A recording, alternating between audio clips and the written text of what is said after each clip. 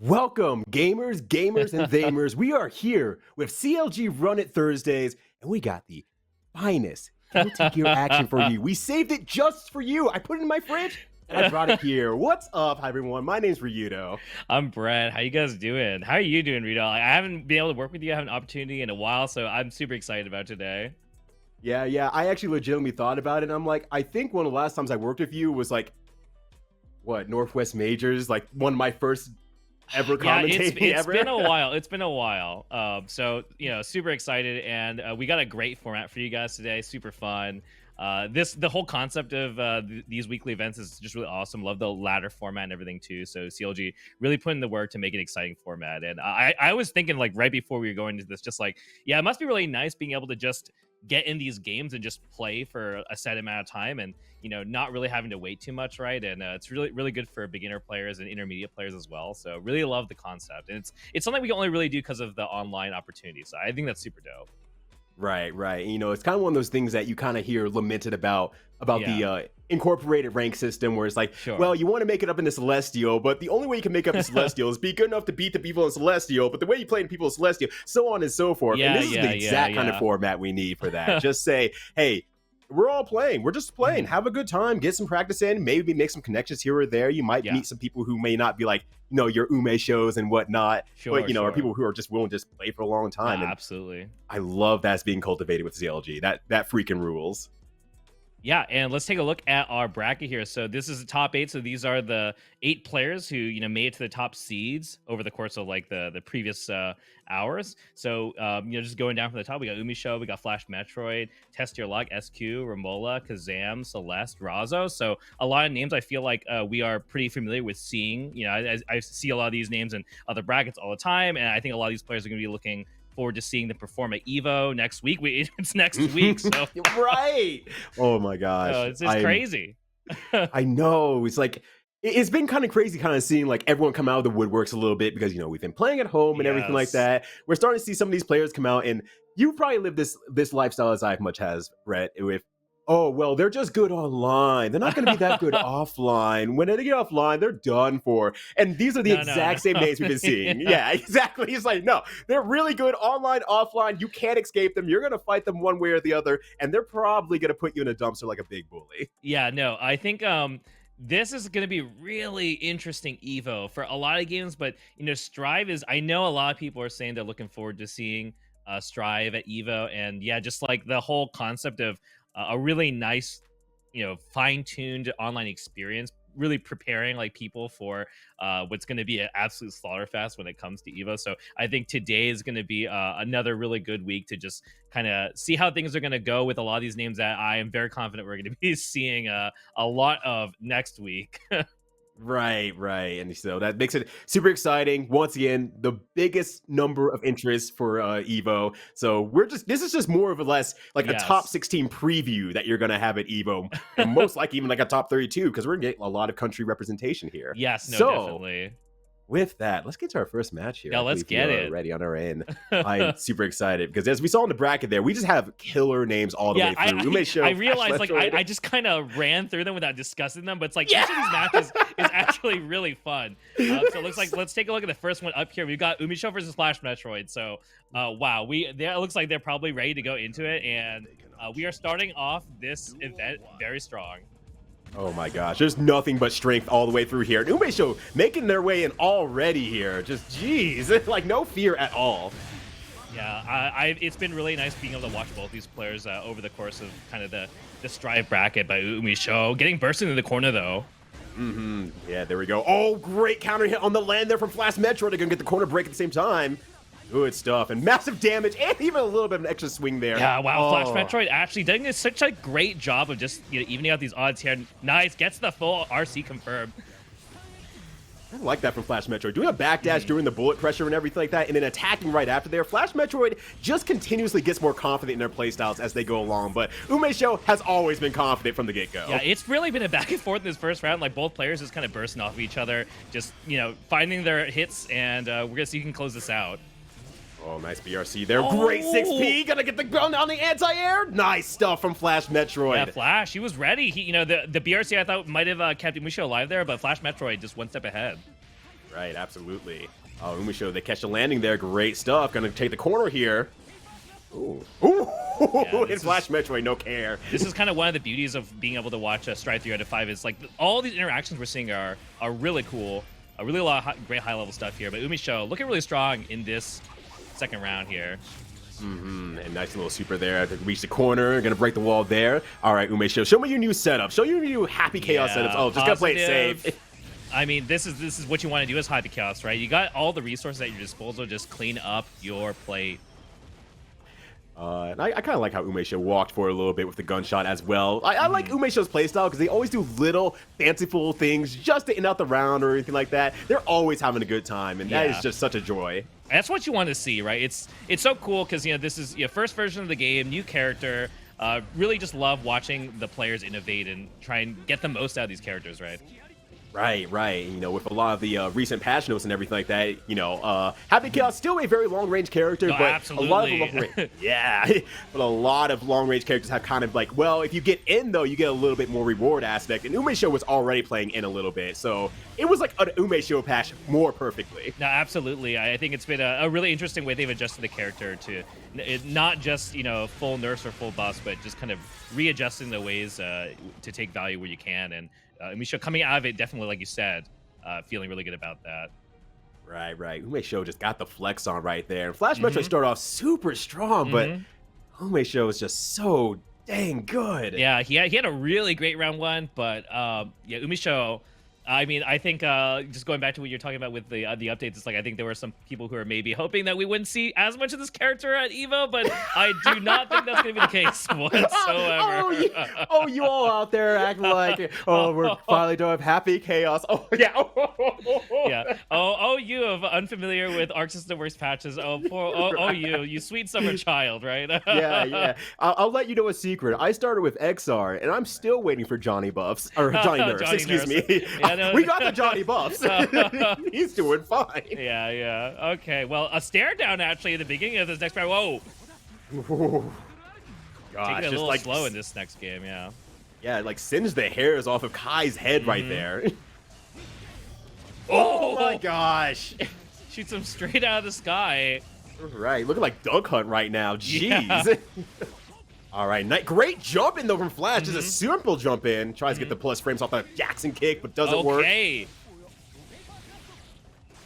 Flash able to catch UMISHO. Looking good here. Let's see if he can close it out. DRC immediately. Love the bravery there. Finds the hit too. Oh my gosh, and that was exactly what UMISHO needed, because UMISHO had no bullets to speak of, and Flash had one of the guns, but lets it rip, and UMISHO gonna punish fully. I respect it though, but that took some real bravery. Yeah, he had no brakes on that round, I think. Yeah, maybe need to slow down a little bit, but still, FlashMetroid has a lot of gameplay to play, and FlashMetroid is a very strong player in these longer sets as well. Yeah, I mean, Flash is one of the longest. Like he's a super vet. I mean, he's been playing this game since I was like a baby. You know? Right? Yeah, since you came out of the womb. All right, great insta block to make sure that UMISHO stays very, very close and falls with a DP afterwards. That was extremely good awareness from FlashMetroid. Yeah, UMISHO though, just not letting those DPs get to him, just making sure that momentum from Flash can't go anywhere. Cleans it up again. Yeah, geez. What power UMISHO has, just playing super patiently, able to play a very good footsie game, going in and out, and it's keeping FlashMetroid guessing so much. It is so clean the whole way through. Yeah, no, I mean, I think that's definitely been the story so far between these two, is just UMISHO being able to stop Flash's momentum. Flash having a lot of good moments to try and turn things back, but UMISHO's just one step ahead, just not letting him run his game. Right. How can a character be one step ahead, but they don't got a pair of shoes to speak of? That is just terrible, disgusting. Happy Chaos. I love it. That's the only buff I want. I love it, dude. I love the normals. The look of the character is very unique. In that sense, it is true the Guilty Gear aesthetic, right? It really is. You're right. I hate to admit it, you're right, but you're right. I mean, dude, this guy's a rule breaker. This guy's like the biggest rule breaker of all. Right, yeah. He broke all the rules, breaks the fourth wall.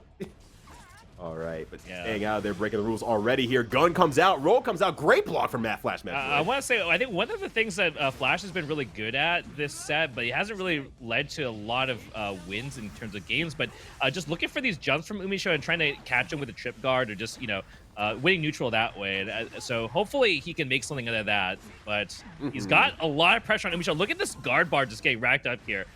Still baiting. Oh my god! Oh no! What a call out. Yeah, I got that perfect PRC, but just couldn't get the whip punish on the 6H, but this is working. Yeah, this is working real well, Brett. Nice blocks from UMISHO. UMISHO has a lot of meter too, so yeah. Mm-hmm. Oh yeah, no! Yeah.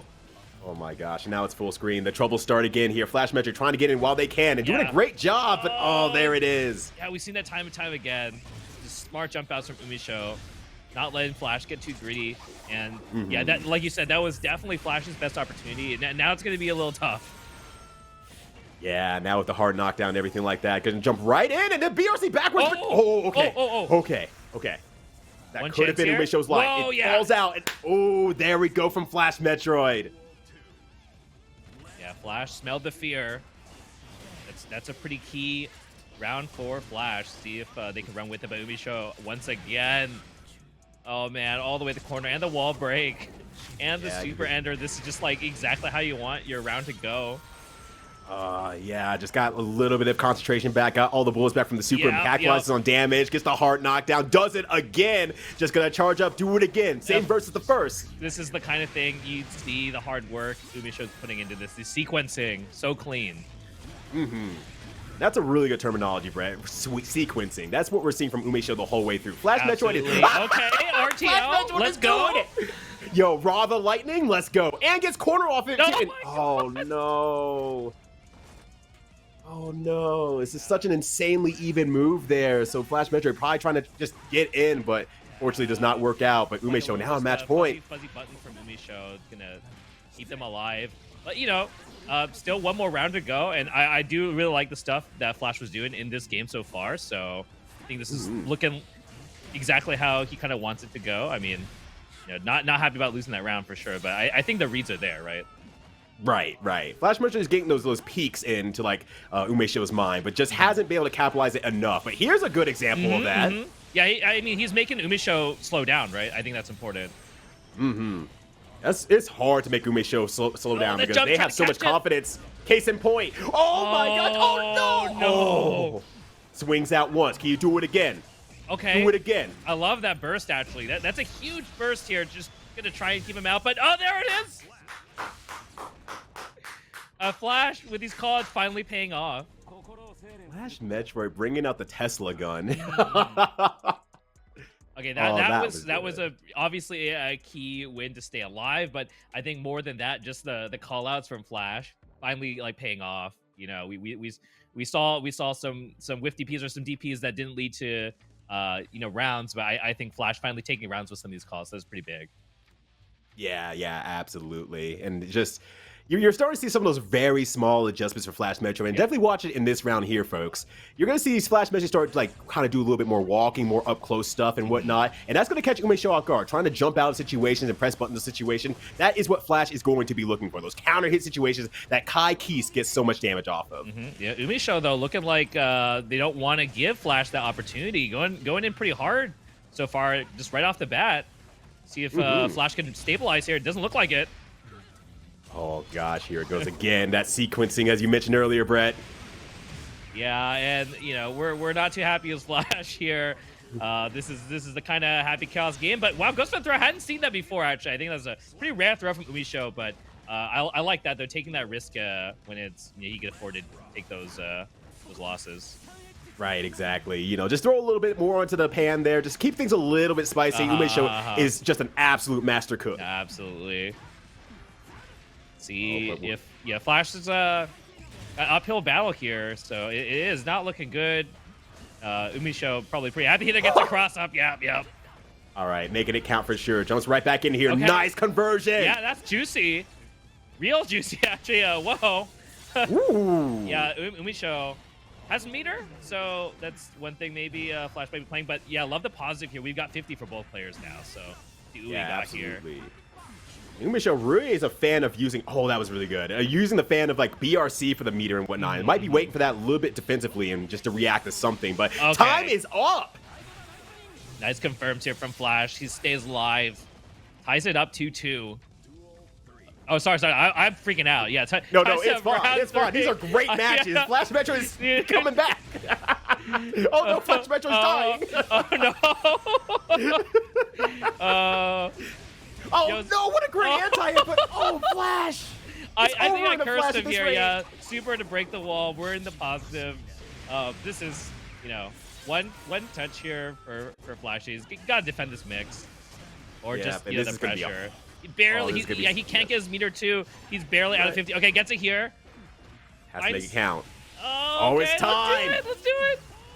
Dragon install. All right, let's go. Oh! All right, UMISHO, pressing buttons. Oh my God. There's one opportunity left here. FlashMetroid really got to stay alive. Gets in there, breaks some ankles.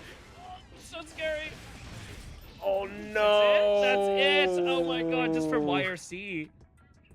Yeah, and I wonder if maybe FlashMetroid was trying to go for something invincible afterwards, like Ride the Lightning or DP. I was wondering if he got his DP or super input caught by that low. Yeah, As a recent Kai player, I've been caught by that a lot, unfortunately. That you know that they're going to press a button. You try to do something to see if they're off by that frame, but UMISHO's not the person to do that. I feel like a DP there from Flash is it's something I would not be surprised to see at all, right? If I had to guess on something actually from that YRC, it's like he had 50 meter, he just needed to try and clean it up. So man, but that was a crazy set. What a way to start off our week, right? Right. Holy crap. Like, once again, we said it earlier. Flash is really good at kind of getting to those long sets. And UMISHO, while a very hard to break wall, not necessarily unbreakable, Flash was starting to mount one heck of a comeback, even being 80% down on life at the end there. Yeah, I mean, he found the hit in Dragon Stall, so that was hype. Love to see it. Love to see it. Want to see more of that, honestly.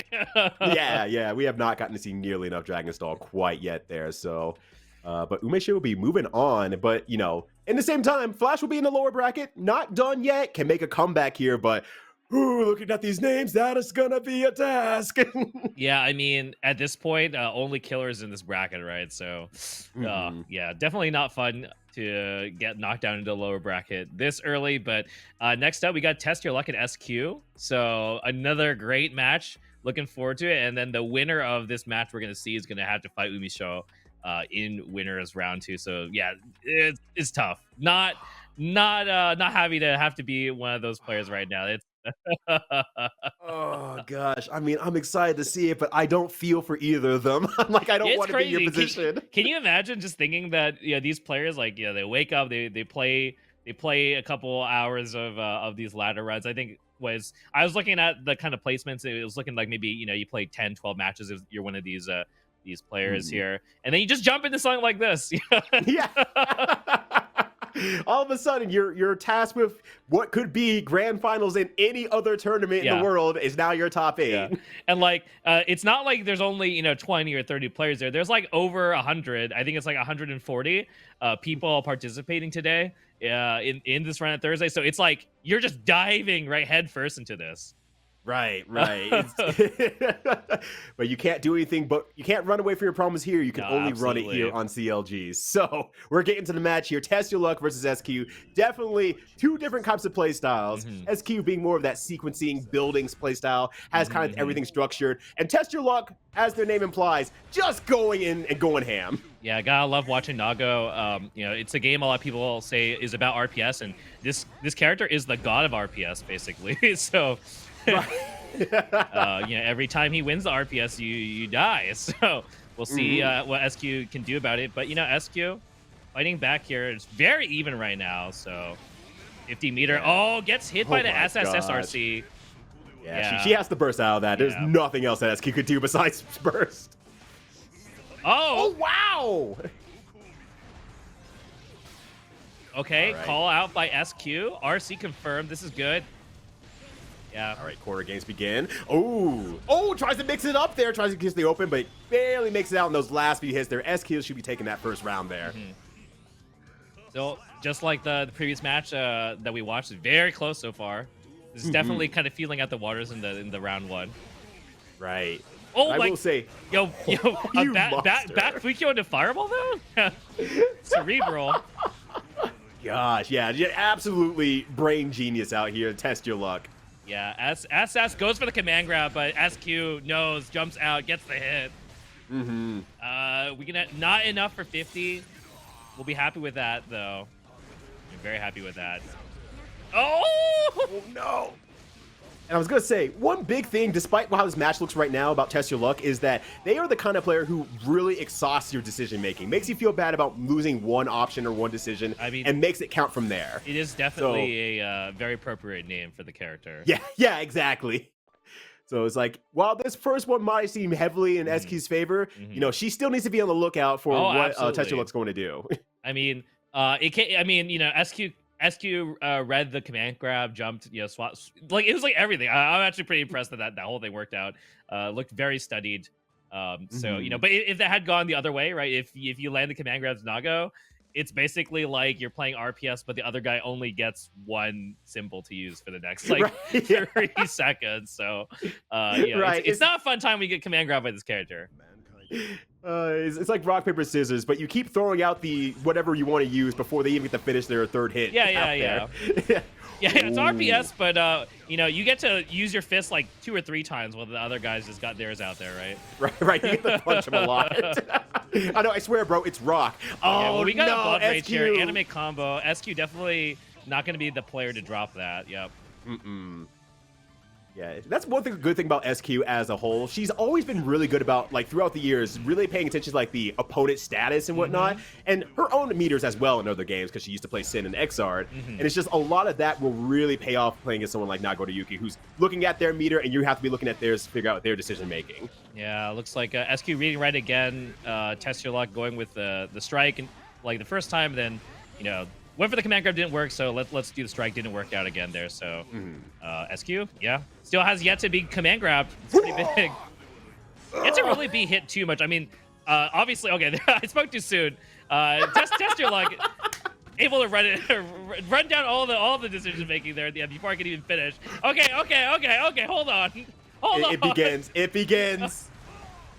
The Test Your Luck aspect, the Test Your Luck style. Just gonna press buttons in there. Gonna cancel out. Go for the low. Nice block from SQ. Don't sit out. Looking like Charles Barkley. SQ blocking everything, getting in that corner, finding the hit. It's just like, you know, Christmas land situation there for SQ. All right. SQ gets the escape of her life, but barely. Technically, barely. I know the health doesn't look like it, but Test Your Luck was definitely in there. Yeah, I mean, one hit and this could have been over. So we got the contain, but nice. Yep. It's a dash out of the fireball. BRC to yes, very nice. The extra hits done. Very, very good stuff from SQ. She's so good about knowing how the game works and all the small nuances of RC, and she's been pioneering that before the game was officially released. So it's just paid off now. Very subtle thing, but that just actually was the difference there in that match. It's cool because since this last patch, we're seeing a lot of like the BRC aspects coming in now that characters have a lot more availability to it. You know, they have a lot more dash cancels and it opens up the BRCs. And I'm really liking seeing how different people are approaching having that option and whatnot. We're seeing it actually a little bit more reactive defensive for UMISHO, but we're seeing it very offensive for someone like SQ. Yeah, I mean, it's definitely one of the the fanciest toy for this new version of Guilty Gear for sure is the way this game's mirror system has been working.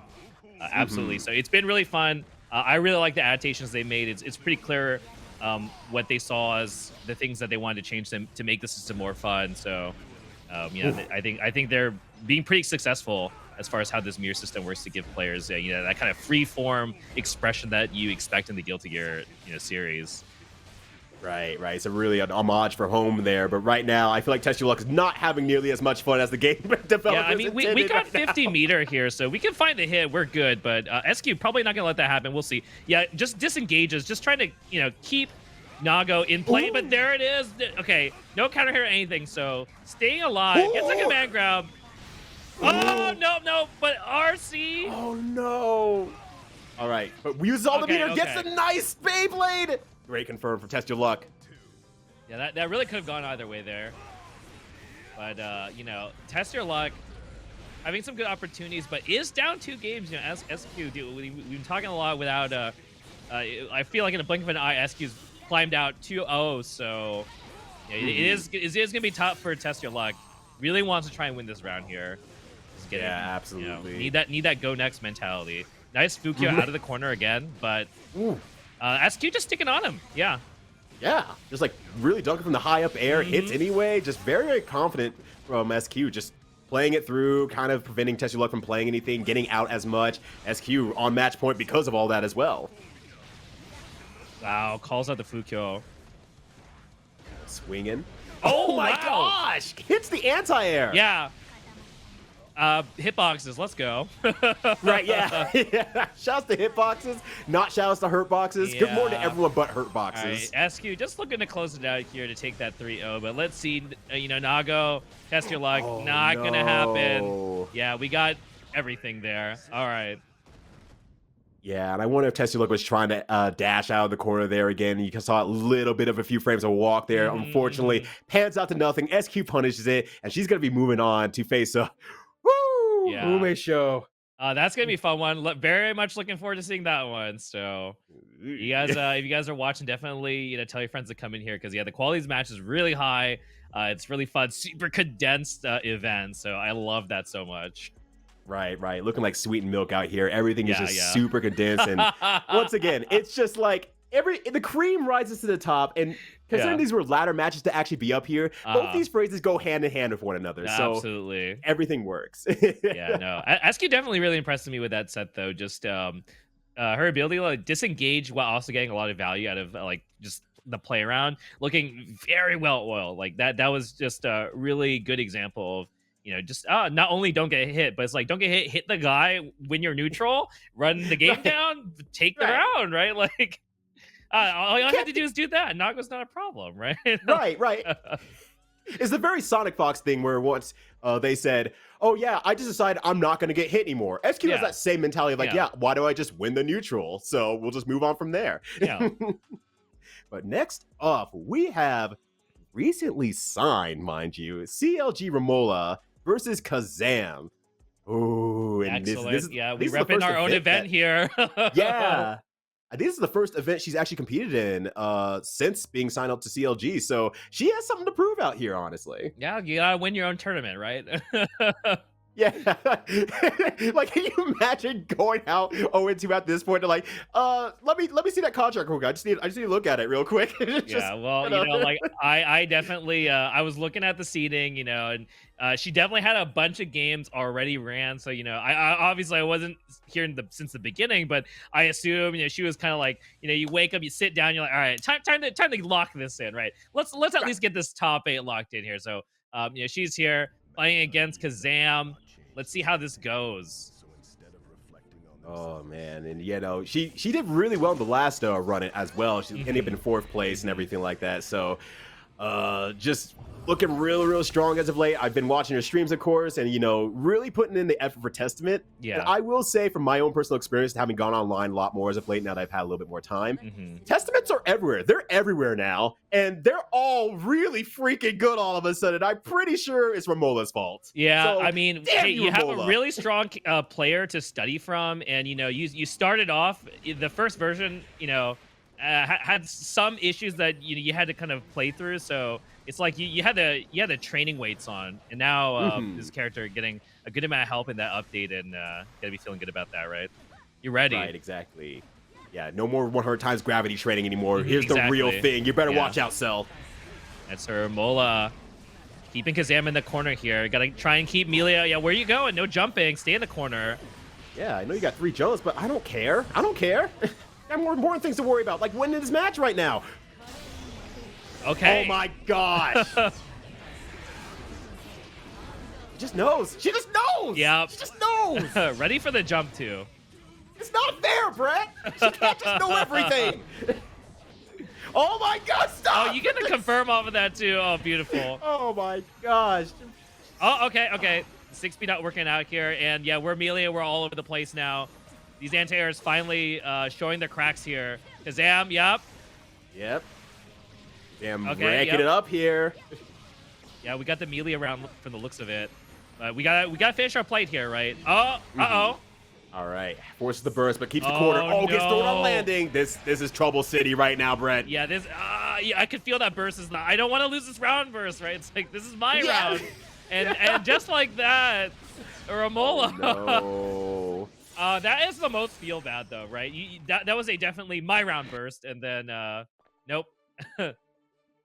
Right. It was one of those like logistically and logically, it was the right decision in terms of like, I'm bursting, you're still in the corner. This is something you can't really make burst safe. So this is great. I will continue my game plan. And she's just like, oh no, that was a setup for me to take my turn. It's like, wait, what? You mean the burst was a setup? Or you mean my burst was a setup? That's definitely a bit of a feel bad. Romolla able to really just kind of dissect Kazam's pressure there. So, but I mean, I feel like that first round was really feeding the water, and so far in this next game, things looking up for Kazam. So, maybe Kazam just may be needing some time to adjust, feel out their approach game here.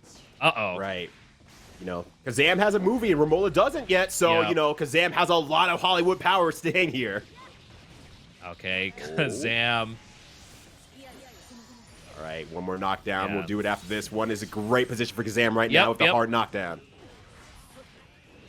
Woo, yeah, the cheeky throw. Yeah, a slight delay at the end there as well, so that, if there were any kind of mashing, we kind of anti-air it as well, or counter hit it as well. So it was looking actually pretty good for Kazam.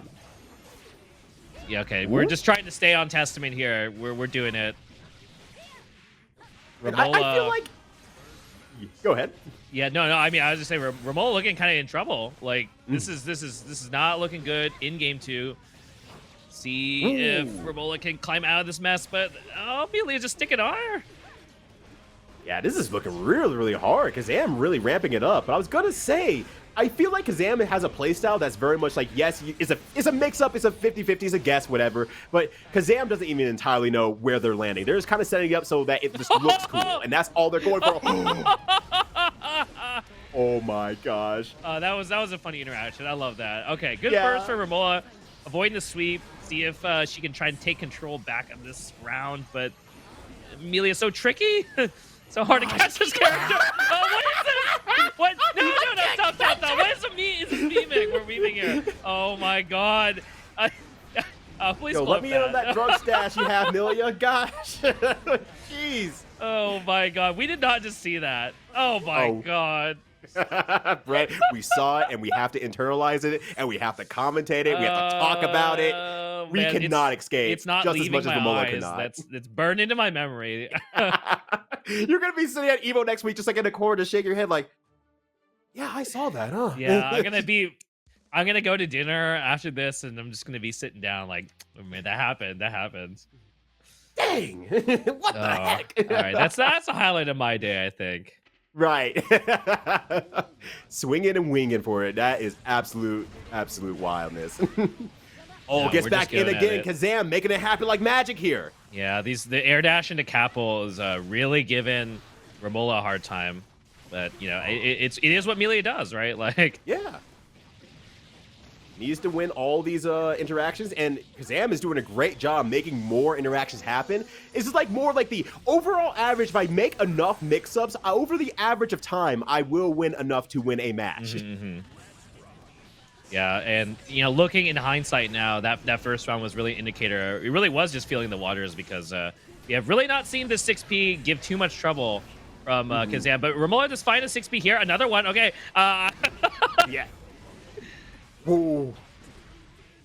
And I really like that from Kazam. Actually blocking the ground fireball and then running in immediately after it was done. Like, frame 1. That was so clean. Kazam was very ready for that. Yeah. I mean, I think Kazam realizes... Beautiful. The JP to connect and cob off with the burst whiff. So good. Oh, jeez. Kazam is just looking real good right now. Kazam is looking real dead right now. Though. Yeah. All right, push towards the corner here. Nice. Gets the corner at the same time. There we go. A little bit short, but Kazam only needs one. Okay, wow. That stuck out the 5K like immediately, though. Right. That was already coming out. Right, it was already over. Like, I already know, I know you wanted the that was VRC. definitely martial arts film quality there. It's like Yeah. the foot was already out before you tried to do something. Oh my All right. gosh, and Oh wow, a shaker it happens just, to like, the best of us. Yeah, that was a moment. And Romolla forced to witness the Millia movie here, but gets out of the corner. Okay, but oh no, oh. All right, again, more. Oh, gonna actually go for a super for the hard knockdown. Yeah, we want that. We want that knockdown. We want to just try and close it. With positive, we can force our way in with another 50 here, but we'll see. Not gonna matter, just a cross up. Oh man, Kazam! God damn! Yeah, Kazam, man, Romolla. I think we need to see some sort of adjustment here because I think the risk reward is just not working out so well, right? I think Kazam's realizing even if I get 6P, like as long as I'm not getting 6P like 50% of the time, it's probably gonna work out for Millia, right? So I think Romolla really relying a lot on the 6Ps early on in the set, and we're seeing now there's the risk reward. It's not really panning out so well for Testament. Yeah. You know, the secret of Kazam, I heard, is that they actually have a TI-89 next to the computer, and they're just doing the math the rest of the time. Just one button mixing and one button mathing. It's super sick. Okay. Ooh. Yeah, calls out the 6K with 6P here. It's really good. Evening up the life, but I mean, it's like I blinked at when did Testament get hit, right? Oh, okay. Oh. Yeah, unable to take the burst, but I love the call out from Romolla on the hair cards. We see some really aggressive hair carding from Kazam. But now we're back at it again. The corner has been found. Romolla's in it at the same time. Oh, great stuff from Kazam there. Keeping it super consistent, keeping it super fast. Like, you don't get an opportunity to make a good decision. You just have to make a decision no matter what. We're barely keeping up with these characters, like, on our commentary. Just Kazam's all over the place, running these mix, getting the high. Yep, there's another one. Oh, tries to do it again for the second time. Oh, the move's a little bit short. Yeah, okay, chance here for Romolla. Oh, calls out. Let's see.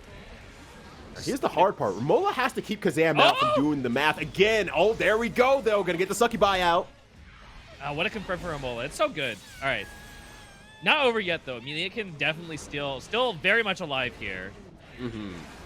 All it takes is like one good jump in, but not gonna happen. Ooh, yeah, right. there you go. That's what we want to see as Testament, right? We all see that you know, lockdown with the far slash and stain and just not letting the other character play the game that mid-range.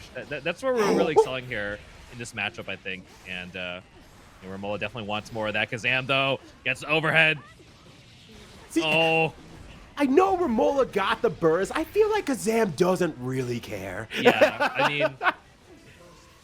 Whoa! Oh, no! The PRC to throw again a second time! DJ Khaled, another one. Yep. The lockdown, that's I think that's definitely been the weakness here for Kazam is they kind of hang themselves once they're kind of caught, just kind of running into these far slashes. It's been a lot of trouble. So tying it up, Romolla. Yeah, here we go. Romolla, you had us all scared a little bit. I know you got like probably like the biggest singular fan base in the Guilty Gear Strive scene right now, but you got people sweating out there, myself included. Holy crap! But Kazam ain't done yet. Well, you know, I mean, the adjustment is kind of like what we were speaking about. It's just, hey, we just need to get Millia in this good range and just not let her play the game, right? So we're seeing that work out. Okay. Oh, wow, what a confirm. Holy crap, I didn't know you could actually do that. One small opening, though. Kazam just taking it all, gets the wall break, winger ender. All right, hard knockdown part 2, Electric Boogaloo. Romolla. Has 15 to speak of. Okay. Wow. Yeah, wow. That worked. And Romolla actually acted too fast after the RC and the 5P missed. Oh, there's a situation. Oh my god, I did not block that. I did not block that. Oh no! Mile high burst. Unfortunate for Kazam there. Romolla now on match point after one hell of a mixed city. Yeah, just jabbing her out of the sky.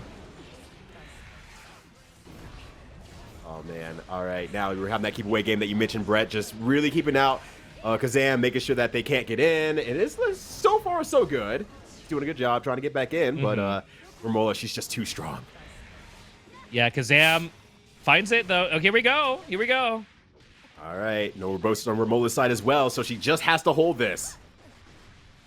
Yeah, playing around YRC or something, and oh my god. Oh, taking a bite out of crime there. I mean, oh. Three times in a row. Just jump in. It's not gonna work. Yeah. And what had been working for Kazam so well up to that last little bit was Romola's opportunity to say, I've been watching you for now 5 games. I now acknowledge that's what you want to go for. That's what you're comfortable for. Cool. My back might be in the corner. I don't care. I can still keep you out. I'll just, do some stuff up here, some stuff down here. Yeah, it looked like Romolla just really the one to stay calm and not get too impatient at the end. I think it looked like Kazam kind of folded a little bit there and just tried to smell the blood, wanted to close it out, and the actual stop sign just Yeah. we're just gonna no jumping 3 times in a row there. So Romolla very close though, taking it 3-2 over Kazam. So Kazam gonna get brought down to the lower bracket, but that means Romolla's gonna have to fight UMISHO, right? Romolla will not be fighting UMISHO. We'll be fighting the winner of Remi Celeste versus Razzo, which sorry. Yeah. Well, these are just going so fast. I can barely keep track of the bracket.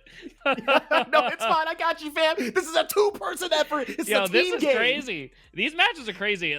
So we got one more here in winners round 1. We got Celeste and Razzo, and whatever happens between these two, I'm really looking forward to winners round 2 as well. And really unfortunate that we're not going to actually be able to watch those losers round 1s because those are gonna be crazy too. So we'll be watching. We'll be getting the text updates and gonna be really excited to see who comes out here. But yeah.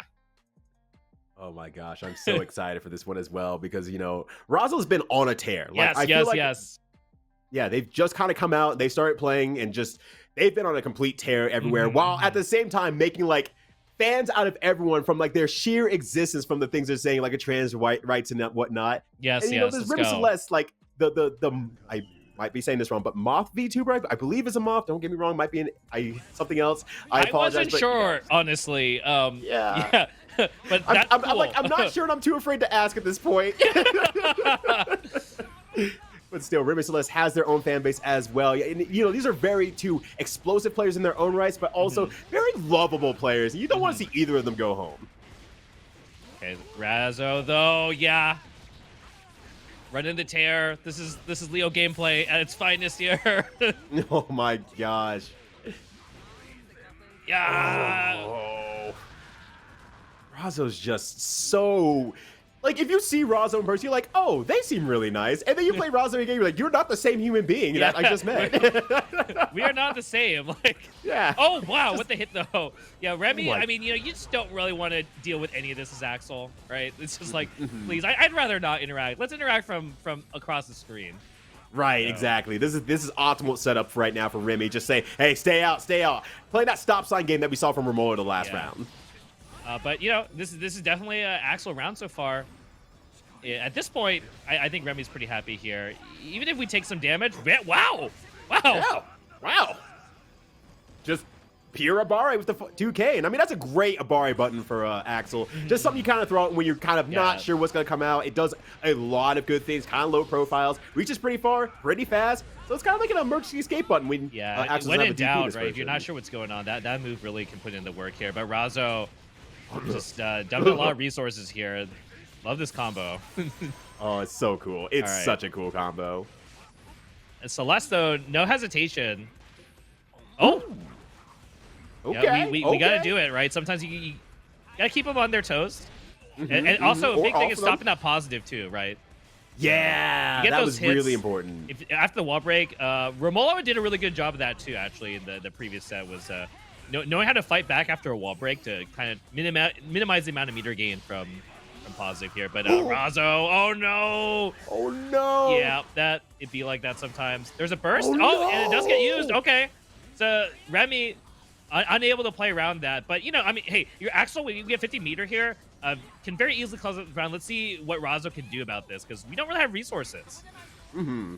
Yeah, I will admit, though, I am a little bit surprised that Remi did not go for a super update to prevent the burst from happening, but hey, closes out all the same.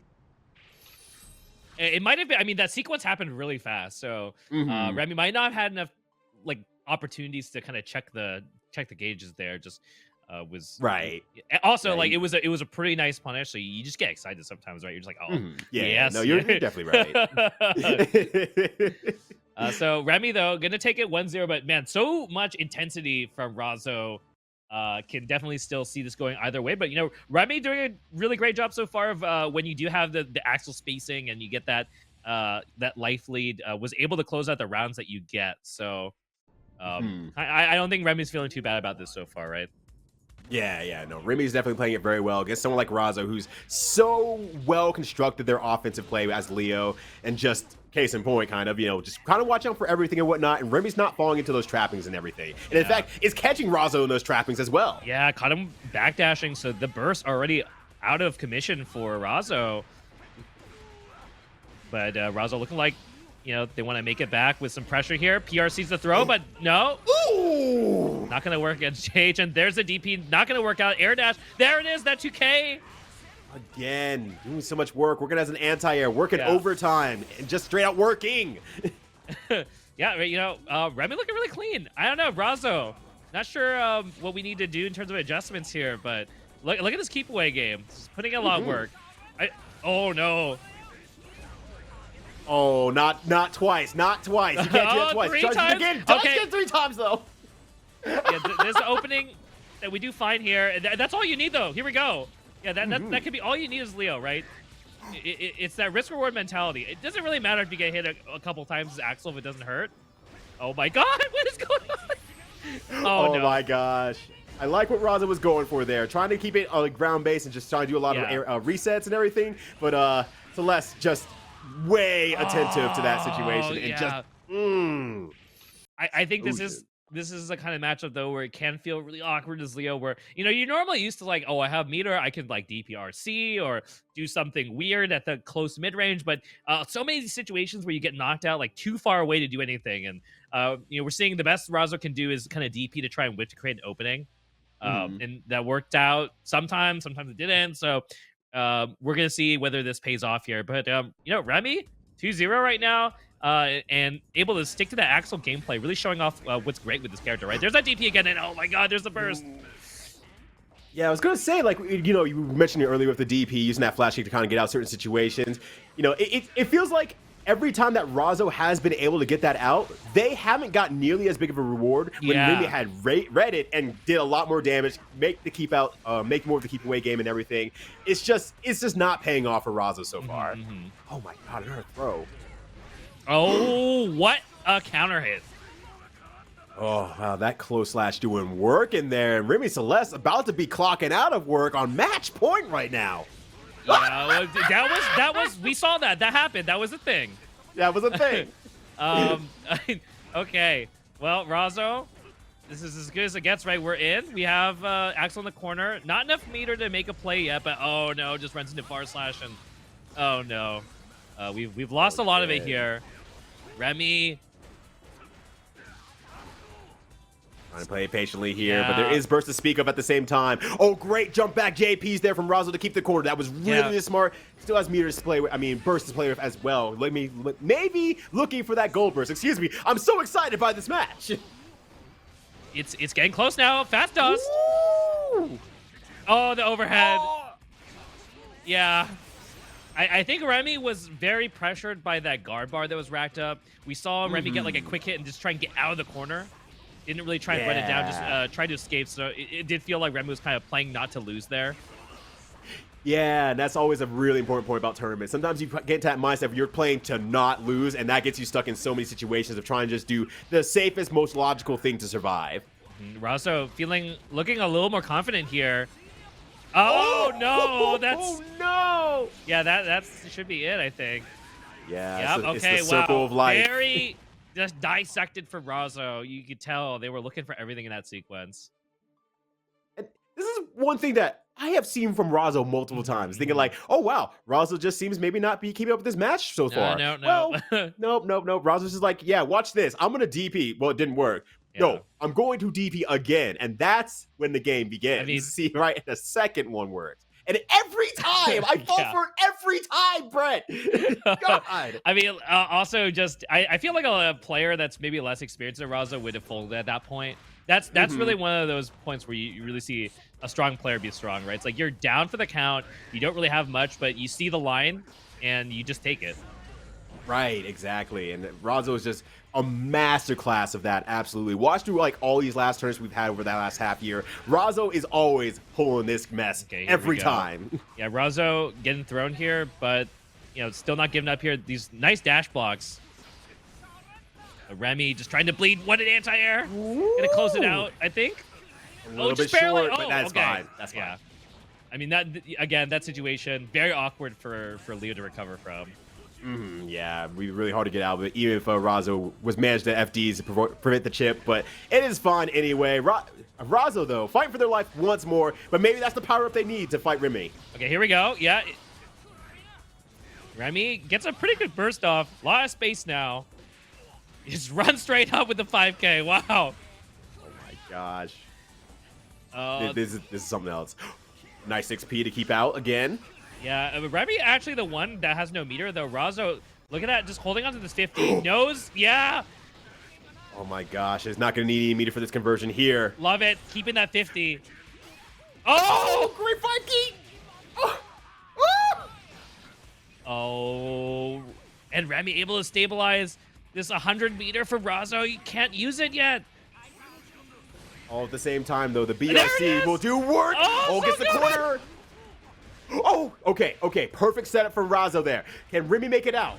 Remi has 50, gets the hit. RC convert, looking for the person. Yeah.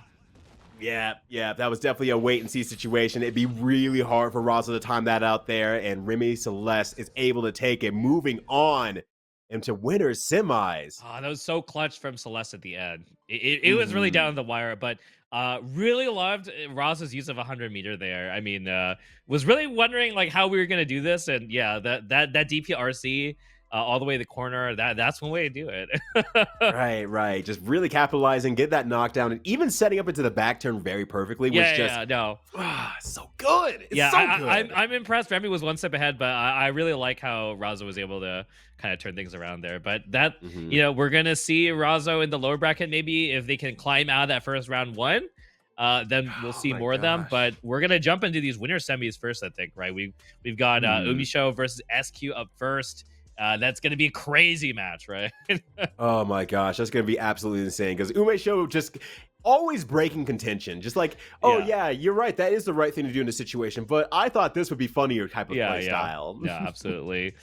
Yeah, man. Like, I just feel like some of these are really Evo quality, like grand finals level matches we're going to be seeing here that hopefully will be maybe a precursor to some matches we're going to see next week. So we'll see. But yeah, it's going to be crazy. Yeah, really looking forward to it. Both these players look like super warmed up, super ready. And the nice thing about online is like we get to see this quality of match like all the time here. So yeah, right. After that, we got Romolla versus Remi Celeste. That's going to be an interesting one too. Testament Axel. It's like very cool. I feel like that's something we don't really get to see that often. So yeah, and I mean, we're starting to get more of these testaments out here and seeing more people play them. It's gonna be a little bit more common, but I think for the Axels, there's not gonna be more Axels. Overall. Yeah. I think Axel is settled. No one really wants to put in as much of the effort as folks like Remi and whatnot. And it's gonna be a lot more rare. But I'm excited that I get to see it here, so I can act like an expert once Evo comes around.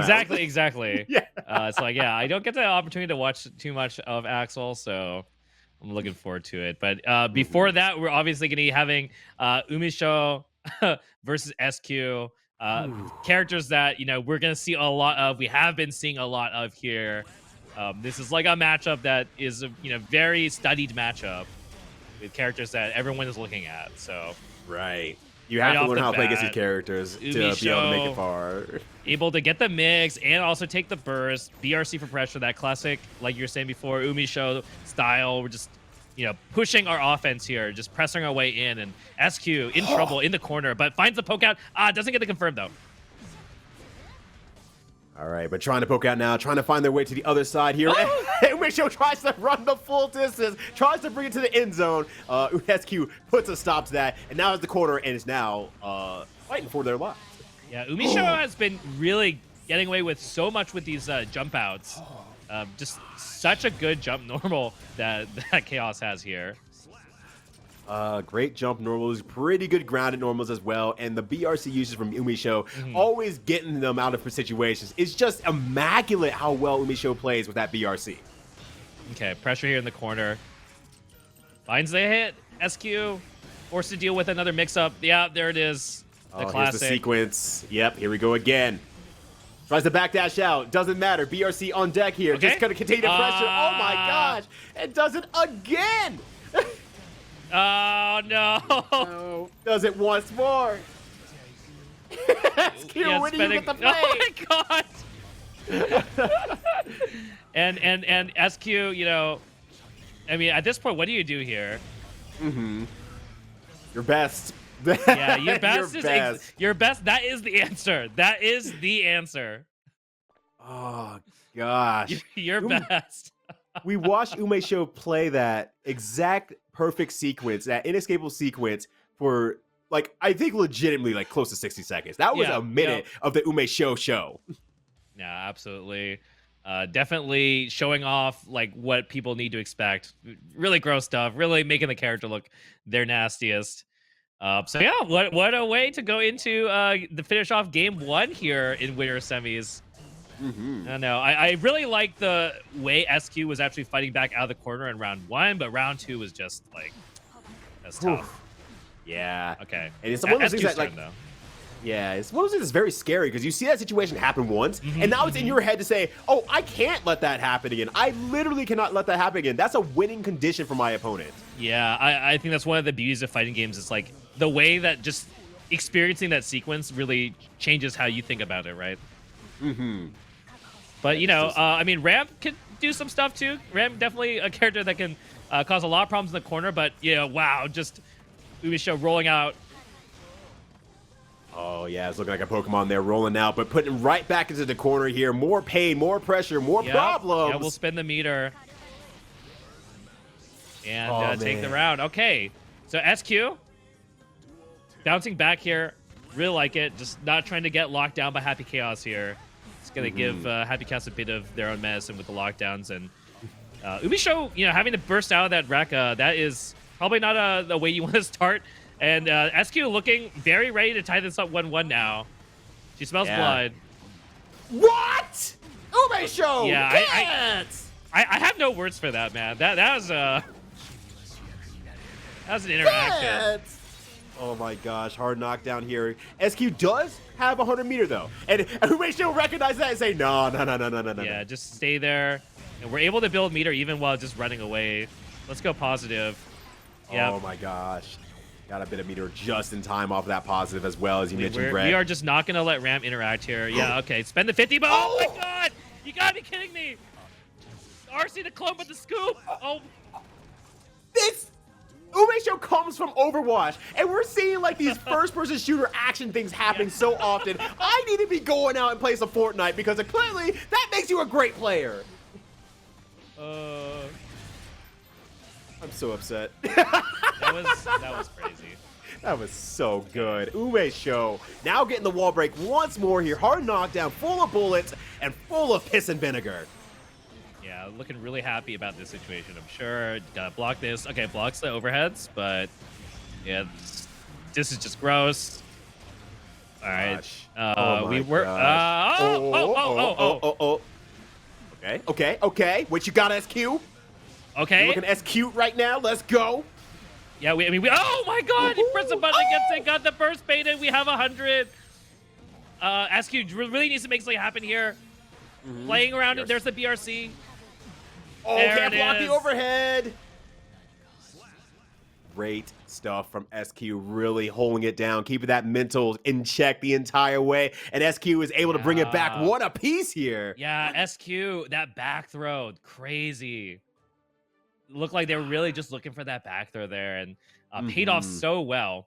And then, like, you know, everything just kind of fell into our lap after that, right? Like, yeah, that was absolutely insane. Just like having that sort of patience under that sort of pressure is just such an amazing skill set. And that's the kind of stuff that takes coal to diamonds. And SQ is shining right now. Okay. Oh, great gold burst there. SQ once again shining like gold here too.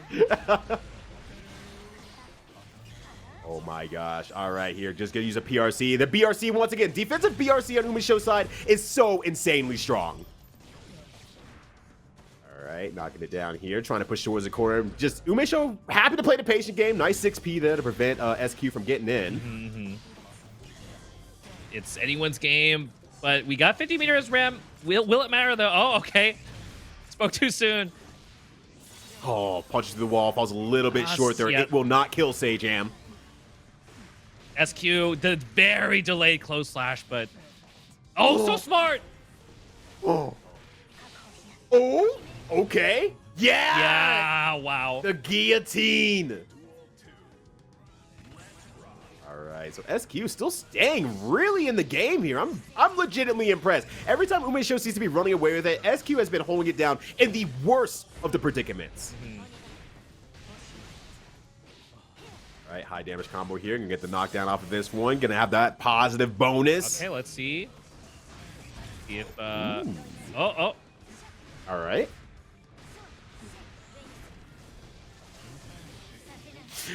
Ooh, and that's one I think SQ is doing really well right now. Just kind of being able to bait out UMISHO's small approaches and whatnot, and just kind of keeping herself very, very safe against UMISHO. Just so doing it really, really well. All right, trapped in the corner here, blocks the explosion. Keeping it very tricky here. Yeah. Knife, but SQ so good with those JPs. Just checking UMISHO, and yeah, gonna spend meter here. All right. Oh, that super does so it does much a lot. damage now. Oh my gosh. It's a lot. I think a lot of minimum hits too, if I recall. So it's yeah. Like it takes how it works. So it's like a lot of minimum hits leading up to there. So it grinds through any sort of guts, and then plus wall plus last hit does a ton of damage. And I'm just always shocked every time. It's funny though, because I like how they kind of carried that over from Exert too, because she kind of had the same thing with her the spinny one, right? In terms of being able to grind through guts. So she kind of carries over that property of having a really good super to close out rounds. But SQ up 2-1 now. All right. I mean, we've been praising UMISHO's gameplay a lot here, but I mean SQ is just really impressing me as well with what they've been doing here. Just able to not only stay alive, but really just actually bring the fight to UMISHO. Get their own lockdown, right? Just not let Happy Chaos, start looping their game plan. Really, UMISHO though, I mean, this also just happens with positive. It's like just spend more meter, more mixed up, find a hit, closing it out.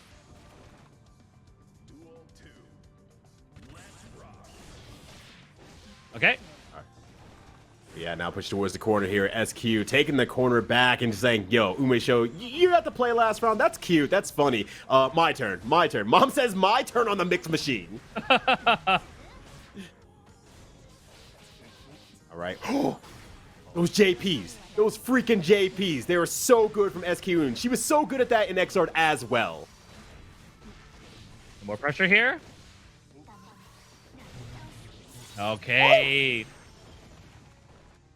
Woo! All right. Well, now match point for SQ here. Sitting in a very nice position. Being able to get a perfect on UMISHO is no short feat. Yeah, it's crazy. It's honestly crazy to think about. But UMISHO, really strong round going on right now. Yeah, we end with the super. We're gonna get positive.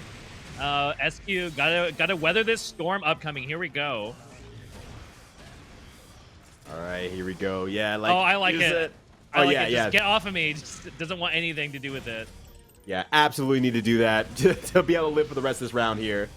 Yeah, the crazy thing though is like even if you do that Happy Chaos, it's like, well, I'll just zone you some more and oh God, it just sometimes it just hurts to see, right? It just harms you to see like, yeah, that's something you can legitimately do as a person. And that could be me out there getting my buns handed to me. No, absolutely. It's definitely a damned if you do, damned if you don't situation. It's like as soon as Happy Chaos gets that super wall break, it's just not a fun time. It's such a winning condition for Happy Chaos, and especially for someone like UMISHO. All right, taking the corner here very early on here. Early concentration, gonna burst out because does not want to lose that concentration ball that was gained here. But runs in, takes the corner here, gonna do that pressure game, 50 meter to speak of, but no bulls to speak of. Okay, so we're out of meter, we're out of bursts, and SQ is the first one to kind of smell blood, take it to the corner, but nice jump out and the hit. All right, this is a terrible situation for SQ because, once again, UMISHO does not have any bullets, so really trying to keep their way out here, but SQ is chasing down, smells that blood. Oh, no. See, SQ just trying really hard here, does find the hit. There we go, high damage, might not be able to kill off of this, just a little bit short. Oh, no, never mind. Yeah, wow. Well, color me embarrassed. I got that wrong. I think that one was like to the pixel. Yeah. You can't prove us wrong, world. No, they definitely made this game for stage jam. Like every time the wall breaks, it's just like maybe not. I don't know. Maybe, like yeah, there's a chance. The, You're telling me there's a min chance. damage is definitely could be really tough to really math out here. But SQ in trouble. And we should doing their best to just try and tie this up here into round 3. But okay. Oh my god. I mean, that's a bait too, because yeah, if you get 5D and you whiff, you can still shoot your gun in between the whiff. So that was still a bait, and SQ did not fall for great awareness on her half. Oh! What? That hit? That's crazy.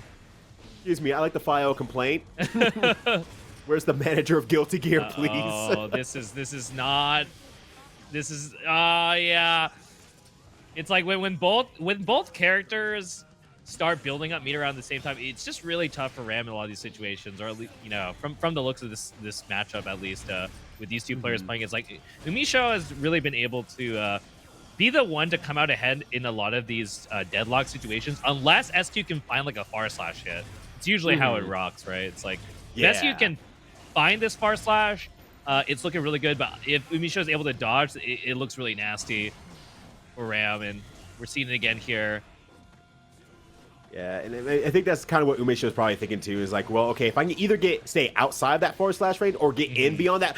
Yeah. Oh, wow. Far slash range is winning condition for UMISHO as well. It's like, that's exactly what I'm gunning for. Once you knock me out, I will backdash out and shoot some more, and then I'll find my way back in again. Yeah, because you have really solid normals, so in that weird, awkward mid-range, I think it can feel a little weird for Ram too. And then you're also just like whittling away at the neutral, because you know, it's often Happy Chaos who's able to get some of those gunshots off and then like force Ram to disengage. So man, what a crazy match. There's just so much to actually like talk about in that matchup, and I could just like watch that set for days. I think it's just really crazy. Yeah, there's so much to break down, because even as you were saying, you like some of the resource game in there is really important on it, because it's like, okay, you have a Happy Chaos shooting from full screen. Do you take the hit on the bullet and take the chip damage, or do you FD to prevent some chip damage, but then you have no meter to work with? And you can kind of see SQ struggling kind of back and forth with that, and just really had very little to work with all the way through. It's like, that was a masterclass of Stride. I think you really you're forced to make a lot of tough decisions, I think, when you fight against that character. But it also makes it really interesting to watch how the players deal with it and like what they're choosing to do. So really like actually watching really strong players fight Happy Chaos and just like see how they deal with things. And obviously, you know, love watching UMISHO pilot the character. So man, so that was quite an impressive winners round 2. So we got UMISHO ready in winners finals, and next up we got Romolla versus Remi Celeste coming up next. And like we were saying before, this is going to be a very interesting one. I have really no idea how this one's going to pan out. I haven't really had the opportunity to watch these two players play each other, so I'm excited. Yeah, and like you kind of see some of the progress on the losers bracket as well. There we had FlashMetroid versus TestYourLuck, and TestYourLuck was able to move on from that. Yes, and then we were going to have Kazam versus Razzo, which is like, oh, dang, I kind of wish I could watch that one, but I understand production values. We gotta keep it moving. Yeah, because Kazam versus Razzo actually sounds like a pretty exciting one. I'm very curious to see what the result of that is going to be, but looks like we're going to jump into this match. So this is the second winners semis match here. We've got CLG, shouts to CLG Romolla, versus Remi Celeste. Ooh, this is going to be one heck of a game for sure. Who can keep who out under their control, or who wants to get in first? Who knows? Yeah, I think traditionally in the kind of zoner versus zoner game, Axel's long normals can make it really annoying for some of these other kind of keep away characters. But very interested in seeing how this actually pans out here. But so far, yeah, I mean 2H, good, very good button. Mm-hmm. Yeah, you're kind of seeing the problems happening with Romolla right now. She's trying to get herself started with, like, you know, those bites on the ground and everything like that. But almost every time, Remi has been able to counter hit her out of it, and it's been massive damage the entire way through. Yeah, the and jump it's just slash. really hard. The jump slash putting in a lot of work. It's a very annoying angle. It's really far away, so it's really hard to really do much about it unless you try and call it out, and you're not really sure if you really have the tempo advantage to try and do something slow enough to try and call it out a lot of times with Testament. So we're seeing Remi's just like, yeah, let me just try and use my jump normals here, force the character to block, and just, you know, not let them play the game. And that's what's really happening right now. Remi. Oh, deep jump. Okay. And that move is messed up as a jump in move. It does so much work against anti-airs. Like, I try 6P that so much, and I eat crap every time. Try to call the jump, but Romolla still keeping the pressure up on Remi. Yeah, we got Stains. In the corner nasty. there. Oh.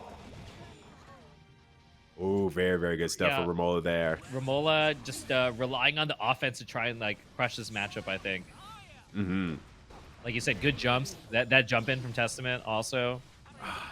It's so freaking good. Yeah. Gosh. Yeah, we're seeing Romolla being very patient, just, you know, not really trying to contest some of these normals anymore, just dash blocking to try and get this fight to something a little more to Testament's comfort zone, I think. That burst, unfortunately, coming out, but okay. Yep, another Arbiter sign out there. Good stuff. You know what we could say to make these two fight harder? Not that they need any inspiration anyway. This is a battle of whose VTuber is better. You're not wrong. You're not wrong. Winner is best VTuber. They have to admit it at Evo. Oh no! It's been you really better cool. start fighting for real now. Yeah, no, I mean, it's been really cool seeing, like, the VTuber scene pick up stride though. A lot of different VTubers been messing with this game, and I know they've had some VTuber tournaments, I think, for this game too. So I think that's really cool. Yeah, and it's been empowering up a lot of folks out there who might not originally be like, oh, really into competitive scene. It might be like too overwhelming and whatnot, but very similar to the CLG ladder. It's just like, hey, we're welcome to everyone to play this thing. Come in, start meeting people, just hang out, have a great time. That's what this is really all about. So it looks like Remi took that first game, but it was like quite a nail biter, honestly. And we're really seeing these characters kind of claw each other, just try and get damage where they can find it. But it does seem like, well, we'll see. I think there's a lot of adjustment left from both these players. So, like, you know, I'm looking forward. I don't really got a game plan either here. You know, just like, let's show us the game plan. Right. I think that's kind of an interesting thing, because it hasn't been like any sort of like very like, oh, aggressively, this is my game plan and it's working consistently. They've been kind of switching places and everything like that. I think the only consistent thing is Romolla tries to do Arbiter sign, Remi hits Swift 2H, and continue process until Remi won that last one. Yeah, like, there's a lot of interactions in this matchup. I think it's definitely like not a 2 or 3 touch match for sure. Okay, I like that too. Like, I think like air sequence into projectile lockdown does seem like a really good way, and that killed. That thing does a lot of damage. It does not care. It definitely seems like Romolla has to be the one in this matchup to kind of jump in and take neutral from there. But it's like, also, good luck against jumping against one, Axel, but two, someone like Remi Celeste, who's just paying attention to all those jump situations from every single angle. Very nice damage here from Jump HRC, and gonna close it out. Great stuff from Remi Celeste there. Yeah, the rare Axel rush down here. Yeah, and I think this is kind of what Remi's aiming for, right? Just kind of trying to get that corner game, is doing a great job of it, but is happily, you know, playing the long-range game whenever they can in the between time, whereas Romolla is kind of forced to close that distance so that they can get the corner. Yeah, I think the reward for Axel is just a little bit too high to contest in this, like, full screen versus full screen game. And, I mean, Testament's the kind of character that, you know, they win from, like, kind of small steps at a time, right? Oh my god. It just hurts to see Beautiful. sometimes. No, I love to see it. You love to see it.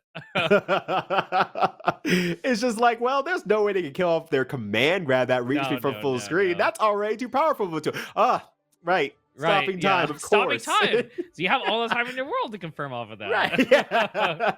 I literally cannot miss this confirm. But still, great stuff from Remi, playing it very, very strong against Romolla there, and just keeping it very, very high-paced match when it comes to like throwing out normals and everything like that, and making Romolla make over commitments on the normals that they have to throw out. So just keeping it up, great stuff. Yeah, I mean, Axel gets a lot more instant reward off of these kind of long-range hits, and sometimes all you get is like a little baby hit as Testament, or you get the stain. So it can be a little awkward, I feel like. Really got to do what Romolla's doing right now, which is get Axel, locked down, with stuff on him, and then just get him to crack. And we're seeing that right here, right? Look at that. How much damage was this? Like when you start adding in chip, that was like 70% basically. Just from that was into death, just from locking one lockdown in the corner, right? It's crazy. Yeah. Once Romolla got it going, once she took the corner, it was like over in more ways than like Remi having the corner against Romolla. Yeah, we'll see if Remi can get out here, because it's looking at the same kind of situation. Yeah, I mean, oh my gosh. Now I hope this won't kill, but this is like 95% from basically just one corner lockdown here. Yeah, Romolla, she's just ramping it up and just getting insanely rewarded off of all these corner situations. And ooh, you cannot be stuck there, Remi. Yeah, Romolla, I think, gotta be feeling good about that. Like that is how you want to kill this character, I think. Just get him in the corner, don't let him move. Just keep jailing them there till they get hit once, and then you just kill them. And once she's gotten there a lot more consistently, kind of probably understanding the pacing of how Remi likes to play and everything like that. Yeah. It's just been like all downhill from there. Remi has not been able to mount an offense since like this third match. Yeah, I mean, if you don't give Axel the opportunity to kind of like jump away, yep. Case in point. Okay, well, we burst, and I think that's important. Yeah, Remi needs to try and get back in this match. And Romolla not gonna let that happen. Oh my god! Oh my god! Yeah, dash up 5p for the 6p for the 5p, and that's the round. The Queen of 6Ps is here, everyone. Okay, Celeste off to a great start here. Yep. All right. Just kind of uses the rainwater to keep things safe and whatnot. You can see like Remi is being a little bit more pensive at this long range aspect. Try not to run in nearly as much. You saw the heavy stop there despite having the corner to get like a far slash. It was just like, no, I'm not going in the full way here. It's little too spooky. And Remi gets a nice round of their own here. Just kind of similar. Finding a couple hits into corner pressure. Yep, Artisan not able to reach out in time as well. Remi just once again just has so much ability with Axel to press a lot of buttons before Arbiter comes out. Okay, so Romolla using their burst, but Celeste does not have burst here. We've seen the previous round. This is the situation that we usually see Romolla win from. So spending meter just to force their turn too. And trying to be cerebral, bait out the burst, but Remi holding on, not long enough. Right, holding on to. We have 50. That's burst save, but actually gets out. Gets a 6P. Oh, that's so good. 6Ps. The Queen of 6Ps. She's here. Everyone, bow down to the Queen of 6Ps. I think both of us were not sure what was going to happen off of that BRC. So really smart decision making. And like we said, just keep him in the corner, stick on him. And close it out. She makes it look so simple sometimes. I would simply just put my opponent in the corner and win. Wait, what happens between the corner and the winning part? Oh, stuff and things. All right. Yeah, it was really big that Romolla was able to get Remi to use their burst in round 2. Didn't have burst to kind of escape that situation. It doesn't really seem like Remi actually has so far shown good solutions to this kind of corner lockdown. So let's see, because it's happening here again, right? Let's see if Remi can figure a way out of here. That isn't like burst. All right, Remi, remember what you're fighting for here. It's not for the $200+ that you're gonna get from winning the tournament. It's for the VTubers. Remi, you gotta staple a comeback here. Yeah. Maybe Remi hurt me. Maybe Remi hurt me. Remi might have hurt you. Oh, Remi, let's go. Yeah, Romolla has not pressed the button for a while there. All right, jumps over the bird. Jumps over Larry Bird there. Good stuff. Oh, no. And we have no burst, so... I mean, at least we're out of the corner, sort of, but, you know, positive in the knockdown here, and we have a sliver of life left, so... Romolla smelling blood. Oh, my God, there it is, the dash XP! Yeah, dash XP for the 5P check. Just, it was so consistently good as the match went on. Romolla got better at committing to those dashes, doing a 6P after, and nailing it. That's the big thing. Hitting a bunch of them back to back to back is just absolutely, as you've mentioned, cerebral. I mean, I think cerebral. it's just hard, I think, as Axel maybe in that situation, to find the right button to press there. Because it's like, she's pressuring you from outside of far slash range sometimes, right? And like, I think like stuff like 2H is too slow, 2P also kind of going to feel awkward. And also, we saw some good jumps from Romolla, right? So I think the 5P there makes a lot of sense, but because it makes so much sense, dash 6P as Testament makes a lot of sense there. And we saw like a couple times just the dash 6P, even when Remi Celeste wasn't even doing anything, and it wasn't really getting punished. So I think it's just a really good option to throw out there. And yeah, just, yeah. So yeah. Yeah. And is this one of those players who just, you know, over the course of a set, just really ramp it up, figure out how the opponent wants to play, and just really puts it into a nice little bow of everything. So great stuff. But that is not the end of Remi Celeste. We'll be moving down to that lower bracket there against Test Your Luck. A player who will definitely try to be close to distance against Remi there. Absolutely, absolutely. And that means I think we are just waiting on the result of Kazam versus Razzo. I am so excited to see, like, again, like you said before, I wish I could watch that one. Oh my gosh, but yes. you know, we're gonna take a look at Remi Celeste versus TestYourLuck right now. So Remi Celeste actually gets no breather.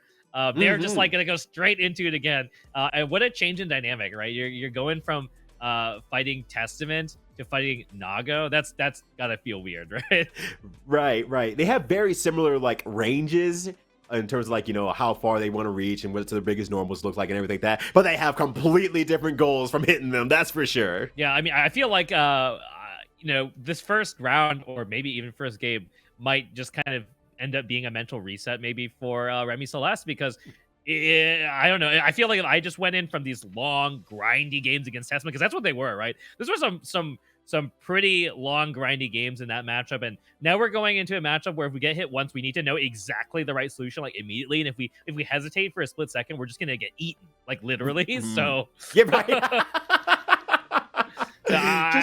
I'd be a bit worried, I think, if I was Celeste here. I don't know. Right, just gonna be drinking the Celeste juice, just like a nice fine little boba drink from the Asians there. Yeah, and meanwhile, though, I think Test Your Luck, though. I mean, you're coming off of the win, the lower bracket. You've been playing, you're warmed up, and you're Nago, so your game plan is, I think you're good to go. Interested in seeing how he plays against Axel, though. Yeah.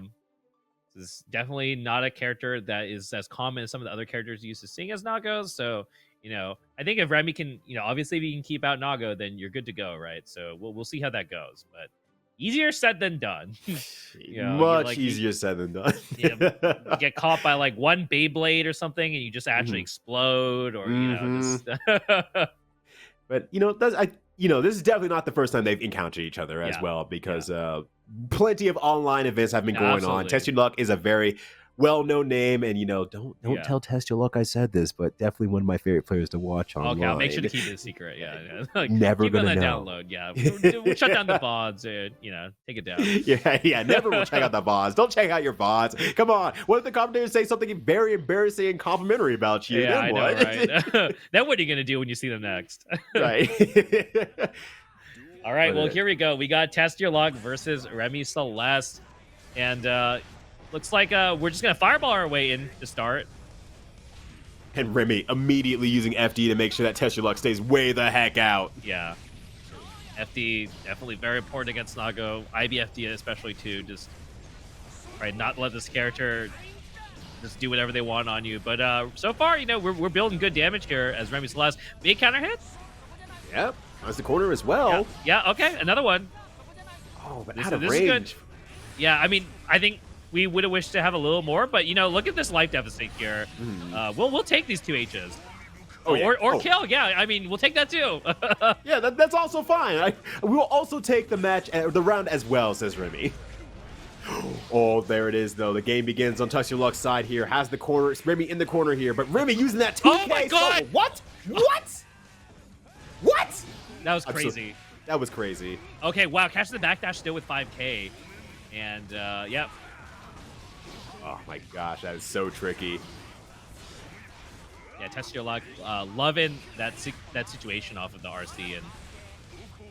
And now Remi Celeste on the opposite end of the spectrum now with a Pixel 5H to finish it off.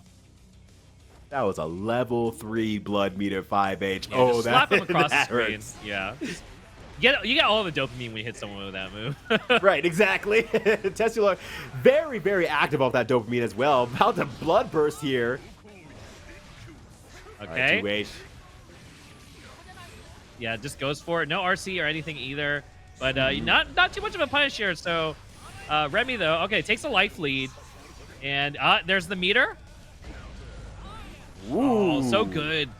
Remi Celeste actually doing a great job of just not letting Nago stick on you this round so far. We have our own meter, too, so just got to be careful here. Uh-oh. Oh, but not careful enough there, unfortunately. Now the current comes back to test your luck here. Oh. Yeah, it it's so good. The ultimate hit confirmed. No, not quite a pixel. Oh my gosh. We're Can you actually make so this count? bad at this. Remi. Oh, no. Oh my gosh. Okay. I mean, Okay. it was go time, right? You had to do something there. Yeah. That was very, very good awareness to the PRC to at least make the blood splash hit for what you can, but Remi's still keeping it cool, keeping it locked down, and just blocks and 5Ks for the victory there. Yeah, so good stuff. Remi Celeste. So far, I mean, I feel like it's going the way you want it to go, Zaxel. And TestYourLuck's luck has not proven to be the best so far. We haven't really seen super successful RPS yet, but I feel like it's only a matter of time, right? Right, exactly. And that's kind of the part that I'm waiting for, too. That's the thing that makes TestYourLuck so much fun to watch. But once again, TestYourLuck has been around the online tournament circuit for a long time. Maybe people are kind of getting onto their wily ways. Yeah, could have been really dangerous, but you know, that's what burst is for, I guess. And we have so much blood. This is actually a little awkward here. You can't really do much other than jump, honestly. A 5H can be a little bit too short, actually, against... What? Whoa! Whoa, did you see that 5K? He stuck up those Tims! Remi Celeste wasn't ready for it. It's like, oh man, I can't scuff them boots. Can't afford a repair. Oh my god, that 5K it might give him the round here. SSS to reduce the blood, so now we just got a lot of blood to work. You know, we're looking good on the meter, but Remi, you know, far away. Uh-oh. He has burst. Oh my god! Oh Jumped no! into blood Oh rage. my god! What a good punish! This is so awkward. We have no meter. We're gonna get chipped out if we don't play right. But oh my god! Blood rage again! Oh my god! That is TestYourLuck. That is TestYourLuck, y'all. That is the person we have been looking for. I cannot believe that just happened. Oh my gosh, what a character, what a player, what a good time I'm having. Hope you're all having a great time as well. Happy to have you here. My mind just broke there. Yeah, no, that's a fair response to sometimes to the things that are going on here. All right, the corner has been earned by Remi, though, for like the first time in this entire match. Oh! All right, catching the stand tech. Still alive, though. TestYourLuck can just make this life deficit with one hit here and see if he can find it. No dice. And Remi Celeste, you know, 50 meter as well and burst. Looking to just chip away at Nago here. And Nago pretty high on blood too, so we'll see what we can do. Big 5H. I mean, look how much damage it did. 5H did like 30%. Right. Okay. Oh my gosh. Oh. That 2S hit. Oh, command grab comes out. And that is an awkward thing, especially in this kind of matchup. You know, we don't have a dash or anything. We can't just dash block. So there are these situations as Naga where we're like across the screen, and then that Rashosa is like freaking instant, and you can't even see it. So it's actually a real threat, honestly, this kind of situation. Yeah, and I was gonna say, TestYourLuck's doing a great job of kind of circumventing, like, okay, I can't dash, but I kind of jump at weird angles. I do JDs. I murder my opponent off of one hit. Just tipper, so forth. Yep. And wall break off of that and gets one more good opportunity before Bullet Burst and just swings for that 2S. I like it. It makes a lot of sense. Yeah, that makes sense because you can just cancel to whatever you want as well. Yeah, I'm assuming Remi was maybe just Remi Celeste was reading like command dash or something there. Yeah, because you saw that blood meter was at level 3, so like, oh well, maybe you're going for the bite to keep things a little bit more safe. But it's like, at this point, TestYourLuck is willing to test your luck on that. Yeah, no, I mean, I think 2S makes a lot of sense there. So, you know, we didn't have much blood gauge, so maybe Remi Celeste getting a little bit in their own head there. But in any case, TestYourLuck, still in the game here, and you know, what did we say? He did land a very huge hit in the corner, and that's kind of what led to that game. So. That's really all it takes is Nago, right? Yeah, just one situation needs to be won here, and that's probably why we see a lot of Nagoriyukis in the scene as well. But TestYourLuck definitely takes that to the extreme here. All right, great 5P there. Just kind of keep it very patiently, but still, Remi Celeste is one good hit away from just literally dying. Yeah, we're literally melting like ice cream. TestYourLuck using a lot of these JDs to try and adjust their jump arc. It's working sometimes, working not sometimes. It's hard to really say, but you know, Remi Celeste yet again gets this full screen confirmed. Oh no! Oh, okay. Okay. It's fine. Everyone, calm down. Fine. Oh, it's not fine anymore. It's not fine. Oh my gosh. Yeah. Oh my gosh, Remi, you have to fight. Jump K! Oh my gosh! Oh, that must feel so good for TestYourLuck, able to get that confirmed with meter, not having to, you know, blow up, and now we got positive. Yep, positive. Blood meter's going down. There's a lot of opportunity here. Just throw. Honestly, might as well. Why not? Even if it gets red out and gets backdash or thrumped out, you know, 50 meter to PRC, absolutely fine. Oh man, this gear theme, I think it's powering up TestYourLuck right now. That good rock, that good Dice K music is just absolutely powering. Oh no! My God, that energy. was 50%! Remi Celeste out of resources, really.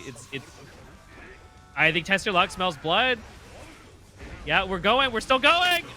Oh my gosh. Oh my God, that killed! That was 2 exchanges! Brett, that was 2!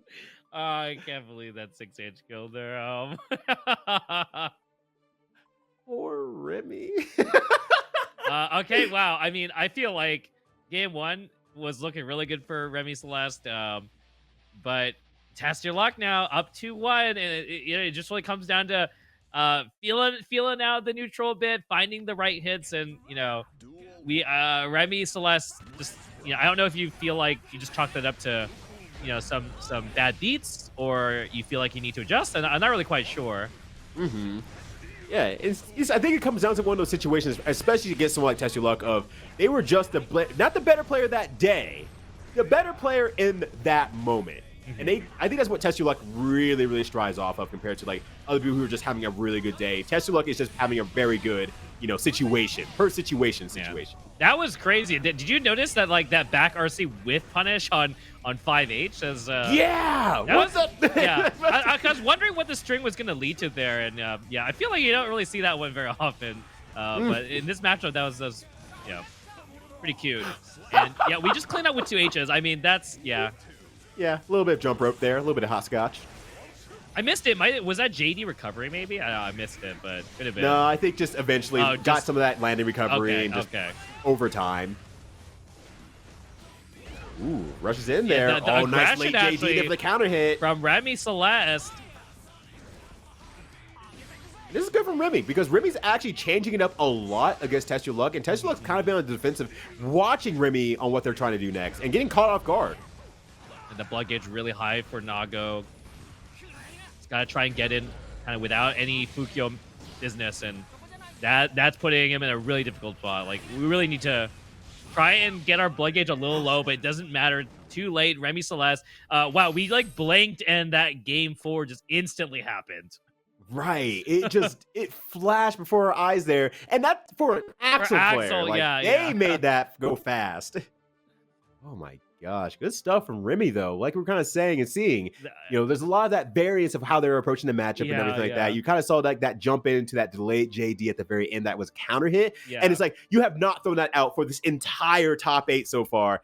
Congratulations, you're the first one to get hit by it, TestYourLuck, because no one's seen it up to this point. I'm pretty sure this is scripted because it's like we were just talking about how TestYourLuck was, kind of pulling ahead here, finding the reads, and then Remi Celeste just bounces back with some, really clean keep away play that just made the previous 2 games look like they were flukes. So going into game 5, no absolute idea how this is going to play out. I mean, game 4 we're looking really good for Celeste, so we'll see.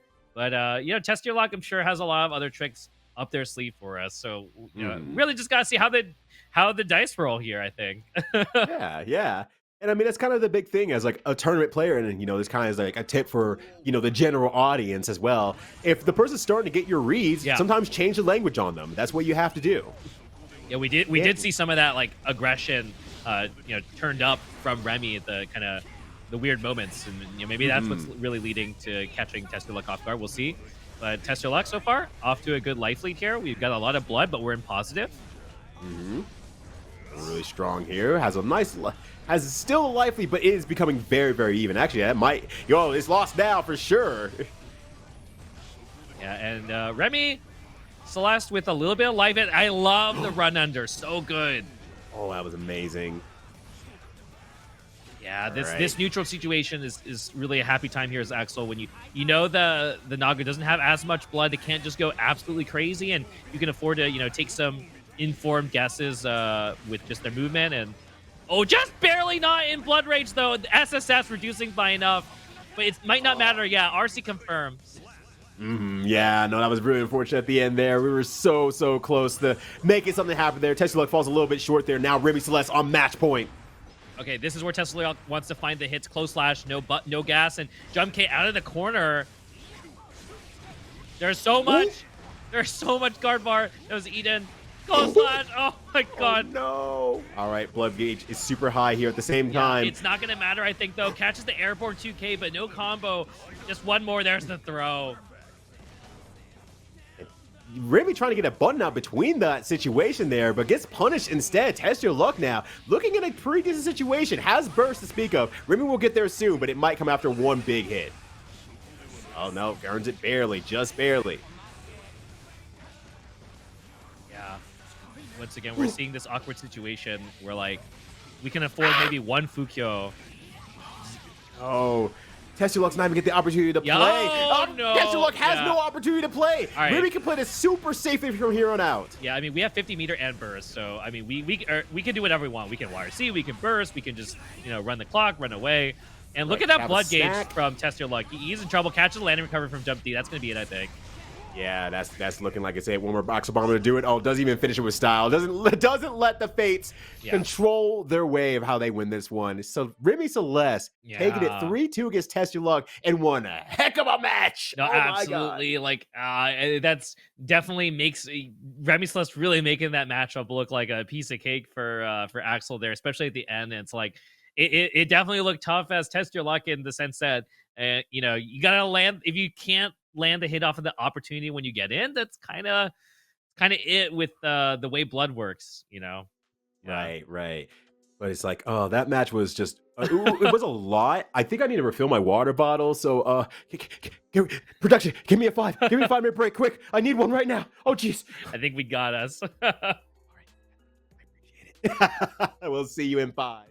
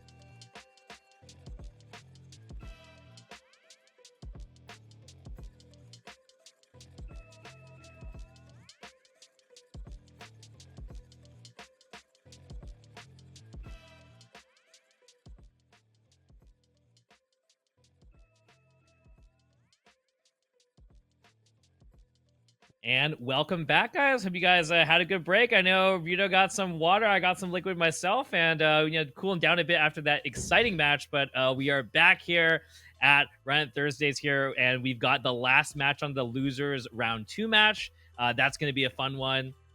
Rito, how was your break? I know I had a good one. Oh, no, the break was good. There was some quality water ready for me to wet my lips so I can bring in these next few matches that we have. Once again, every match in this top 8 CLG run is just absolutely wonderful, completely insane. Every bit of this has been good. As you can even see from the matches on the screen right now, we have led to this point where SQ versus Razzo in the lower side bracket, and the winner of that goes on to face Remi Celeste out of all people. It's like, oh man, you have one heck of a tournament ahead of you. Yeah, and man, SQ Razzo, they're gonna fight the winner. Like they're fighting Remi Celeste in the next round. That's gonna be crazy too. Like I'm really looking forward to this. So Razzo did take it over Kazam. So able to just catch the Pixie. And now we'll see if they can catch SQ. I think that one's gonna be a tough one too. So right. It's like Ram definitely a character that's just gonna try and play their own / game against Leo, and I feel like that's gonna maybe feel a little more comfortable than the last match we saw against Razzo. Like we'll see. Like I think there's a lot of opportunities to force DP RC and things like that, right?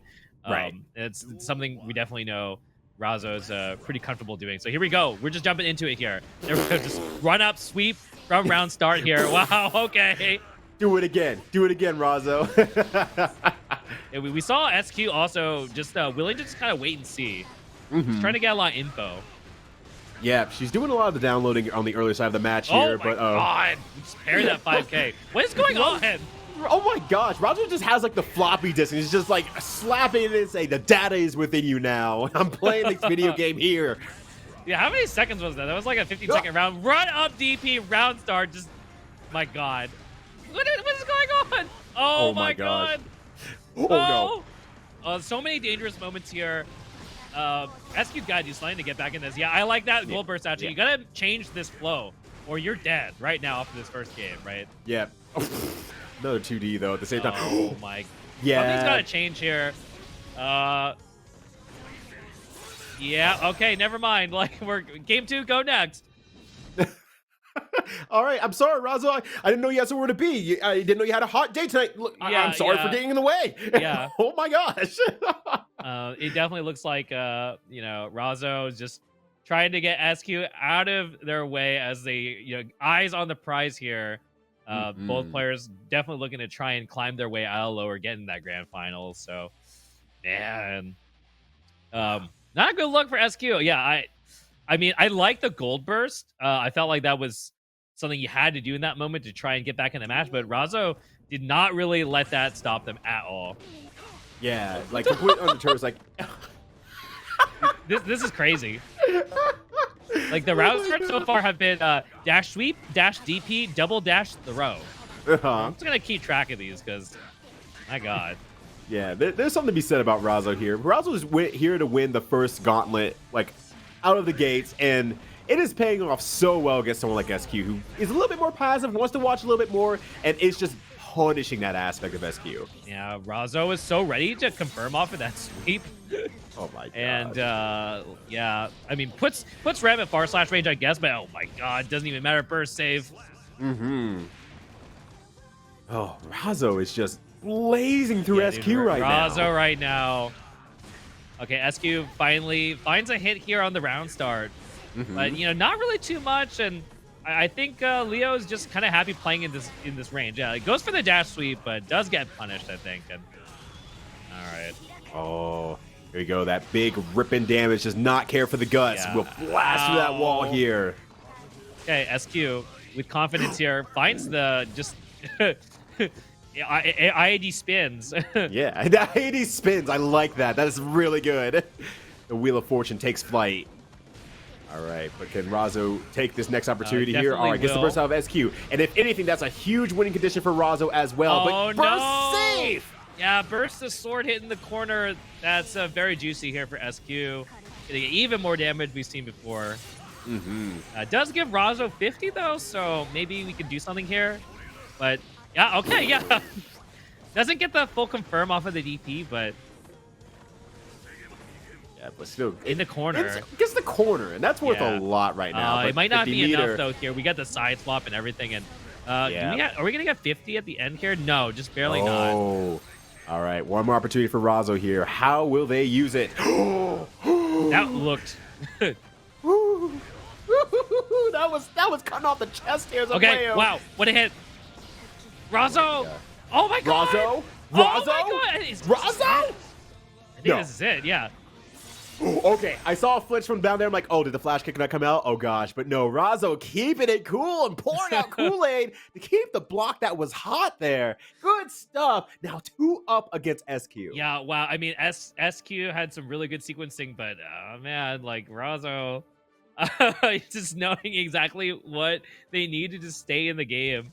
Also, I guess can you option slide with like jump slash there in case you miss your flash kick? You'll still get the jump. That's I guess. Yeah, like, either way, you're going up with something here. yeah. Like something's gonna hit, I guess. Yeah, as long as it hits. All right, Razzo 2 up against SQ, and SQ is definitely on the back foot of a very confident Razzo. Great gold burst again, but really has to make it count from this point onward. Yeah, I mean that gold burst is a sign SQ knows their game plan is just to try and stop the momentum from Razzo before Razzo gets started. Because yeah, once Leo gets started, builds the meter. I mean, we've seen how much damage you get off of just like sweep RC, DP RC, so many good situations. But SQ though, really juicy hit here, and we're gonna be able to spend our meter and be really happy with this. All right, yeah, so there's that meter burn like you mentioned here. It's the first, after the gold burst, is the first time SQ's actually gotten to use her meter as well. Yeah. Razzo got 100 no. meters at the same Is time this SQ did too. Oh, doesn't finish it off. Not too far, not too close enough to be able to get that super. That's absolutely fine though for SQ. Oh! Oh no! Oh no! Yeah, BRCJK again from Ram putting in the work. I thought we'd see DP or something maybe, but I'm kind of curious what because Razzo definitely got hit with that JK, so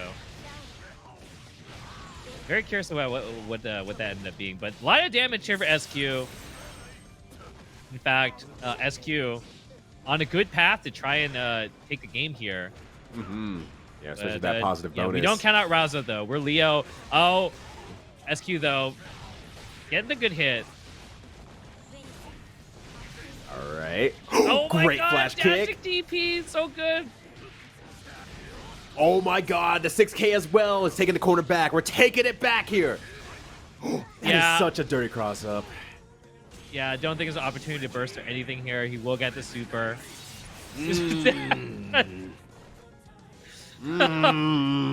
Those pizza pies just super hot right now. Spin it to win it. I mean, these characters love chucking stuff at each other. Yeah, they're just throwing stuff at each other. Just complete gorillas out here. Okay, SQ still not out of this. I mean, we got a big life lead here, so if there's a round to win as SQ, I think this is the round. You really gotta see if we can finish him off here. We got the meter. And SQ being very conservative about that mirror usage, right? Like, I feel like a lot of players would maybe BRC here or something, but I guess that's what they were aiming for. Maybe footsie a bit until you see a little bit hesitation, go for that throw RC super to close it out without being able to burst. Yeah, and that's one big thing about SQ's playstyle, like you said, kind of like paying it very patient, looking for that small confirming aspect.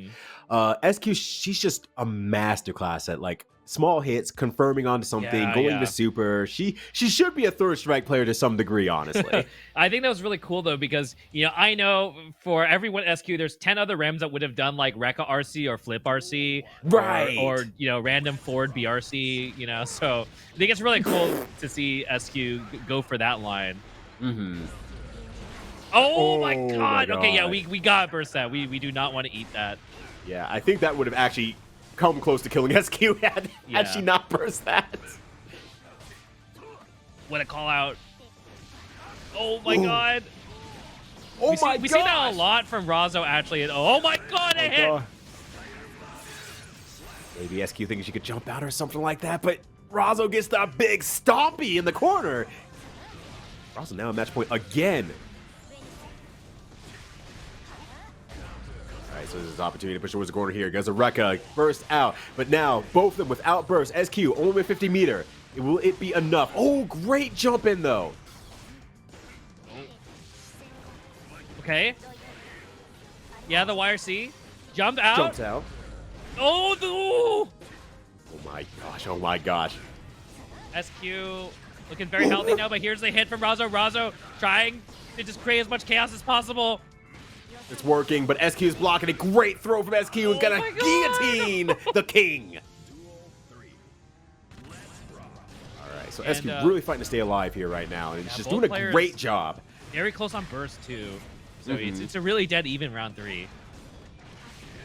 But right now, SQ taking that early lead there, so almost gonna have 50 meter before Razzo will. Yeah. Okay, we take a lot of damage here. SQ in a bit of trouble. Has a couple ways out, but you know, if Razzo can find the right hits here, yeah, that's tough. Like you can't really do much about that hit. And yep. Oh, even BRCs just to ensure that they're gonna get there in time. Razzo super aware of every situation there and will move on against SQ in the bracket. Good stuff for SQ, but yeah, Razzo really showing a lot of presence of mind there in the very end, just like knowing exactly how to play around all of SQ's outs, basically. And just, you know, once you get that high of a life lead, I think, especially as a character like Leo, there's just so many ways to just randomly get damage, right? All you need is like one flash kick, one minor hit here or there, and it's over. So. Right. And once again, you know, these are just players that we're going to be seeing at EVO and everything like that. But hey, there might be some other people at EVO we want to check out here. Yeah. So let's see who's going to be there. What's up, everyone? I'm Pew Pew Yu, also known as Kevin, retired sword guy for CLG. And I'm QJ, also known as Trade War and TestYourLuck enthusiast. We're excited to announce CLG FGC's plans for EVO 2022. Past supporting our competitors' plans to compete in their respective games, we're excited to announce that our staff is going to be at the ground floor at EVO. Specifically, we'll be posted up in a booth at the venue, and we'll be there with free swag, as well as our main attraction, Run It Thursdays voting. We are stoked to see the community reaction to Run It Thursdays thus far with Street Fighter V and Guilty Gear Strive, and we're excited to be running Tekken 7 and DNF Duel in August.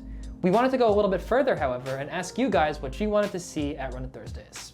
So come by our booth on Friday and Saturday to cast your vote on an all-new game.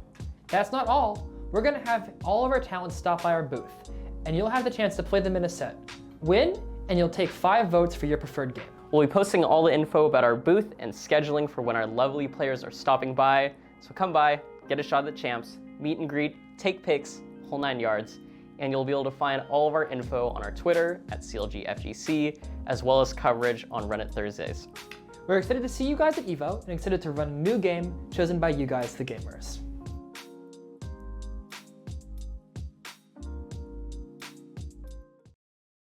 What's up, everyone? I'm Pew Pew Yu, also known as Kevin, retired sword guy for CLG.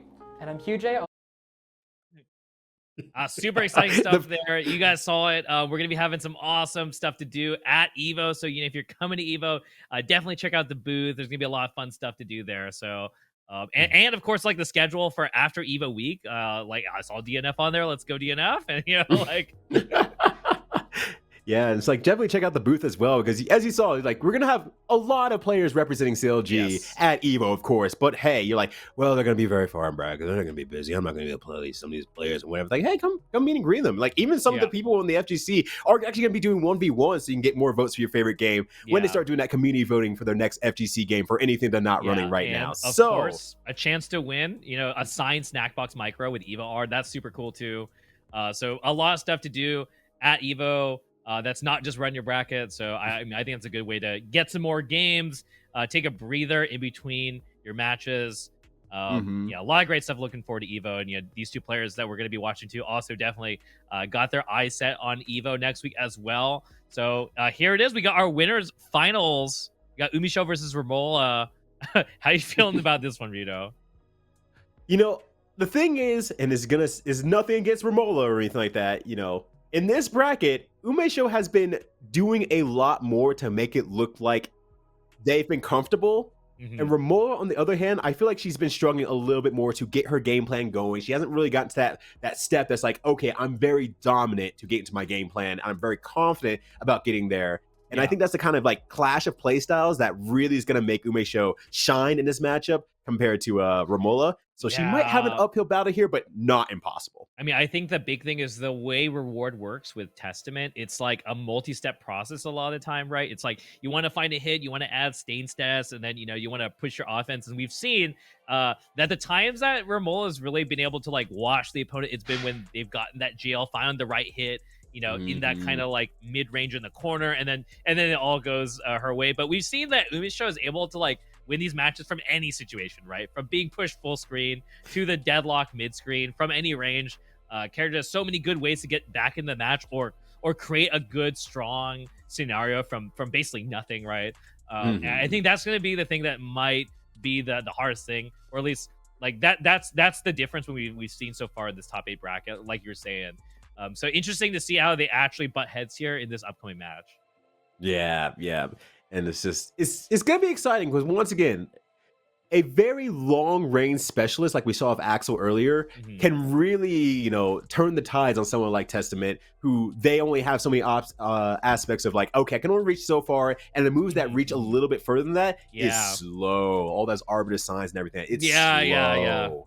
Yeah, that's definitely, it's like against a shorter range character, I think it can feel a lot better as Testament, but when you're gonna have to deal with gunshots at all times, so that is just kind of gross. And I am very curious to see how it's gonna play out, but like you were saying before, like UMISHO like the whole package, so I think definitely that Celeste matchup versus Romolla was kind of prepping us a little bit to see like how these matches with Testament are going to go from here on. We're going to see, though, and of course, whoever ends up getting knocked out is not out of the tournament either. They're going to be just sitting tidy in losers finals, so that's going to be an interesting one too, depending on how that plays out. Yeah, waiting for the winner between Remi, and who we just mentioned earlier, and Razzo, who's, once again, not strangers to one another, both in the offline and online tournament scenes and everything like that, but it's definitely a clash of styles. Razzo likes to go a little bit wild, likes to really get in as fast as possible. Remi likes to kind of keep out, but sometimes we'll kind of trick it up and in and every now and then, because as a zoner, you do have to mix up the two things. But I feel like that's the kind of match that Remi really wants Razzo to stay out of. I definitely think that's definitely one of the things that feels like it's put a lot of players off their guard if they coming from other games that aren't Guilty Gears. Like, why does keep away characters just like rushing me down and just destroying me up close, and why they have good normals, why they have good normals, and why are they able to do all these things? And it's like, well, like that's just how it be. That's how it always has been. It's like zoners with good normals, it's pretty normal, Right, yeah. But it's like, you got to give them something else to do. You got to give them something else that's like, okay, where does their mix-up actually truly come from? And it's like, that's where that in-close fighting comes into it. And that's really the sign of a really strong zoner. Someone who can kind of go in and out between the two modes to keep you guessing at any sort of situation. Right. And that is the kind of power that says, okay, you start pausing, you start watching them when they're close, and then they backdash out. You're like, oh, that was my opportunity. Get back here, you. Yeah. Well, we're going to see which of these players can find the first opportunity in this first match here. So again, we got Romolla versus UMISHO. We talked a lot about how these characters are going to play out, but I think from here on, we're just going to sit back and see what each of these players has got for us. Also, gotta love the intro. The intro is actually so sick. Yeah, like it's my... Testament is my second favorite intro in the game. I don't know about you, but Testament is a strong second. Who's your first? I gotta know. Eno is still okay. Very yeah, cool. Yeah. All right, so round start here. Yeah, nice 5K just in case UMISHO decides to run in there. Yeah, the fast dust and the gunshot. Like all we really get is we get a crow, and it's just not enough here. UMISHO out of the corner gets tied by Far Slash, but not anything else. Okay. Ooh. And UMISHO not blocking those arbiter signs from full screen there, and maybe that's the kind of changing part about it. UMISHO can't get situated in a gunshot if they can't block and the arbiter signs on the screen. Yeah, if we do manage to get a tempo advantage against Epic Chaos, then we can really put the pressure on with arbiters. But so UMISHO not gonna let that happen again, just going straight in and just gonna stay close and very, very simple. Yeah, nasty cross up as always, though. Happy Chaos taking the first round. But, you know, we've already seen a little bit of what Romolla has against his character. Mm-hmm. Yeah, jailing in the corner. This is what we're hoping to see here. And UMISHO Right. patiently just some dash blocking, some IBing, some jumping, and sometimes all three of them at the same time. Like, UMISHO just very content, just like trying to play the. Are we dead? We should be yeah, dead, I right? believe Yeah, so. we're like I super believe dead. so. I mean, That was a flashing full risk guard starter. bar. Yeah.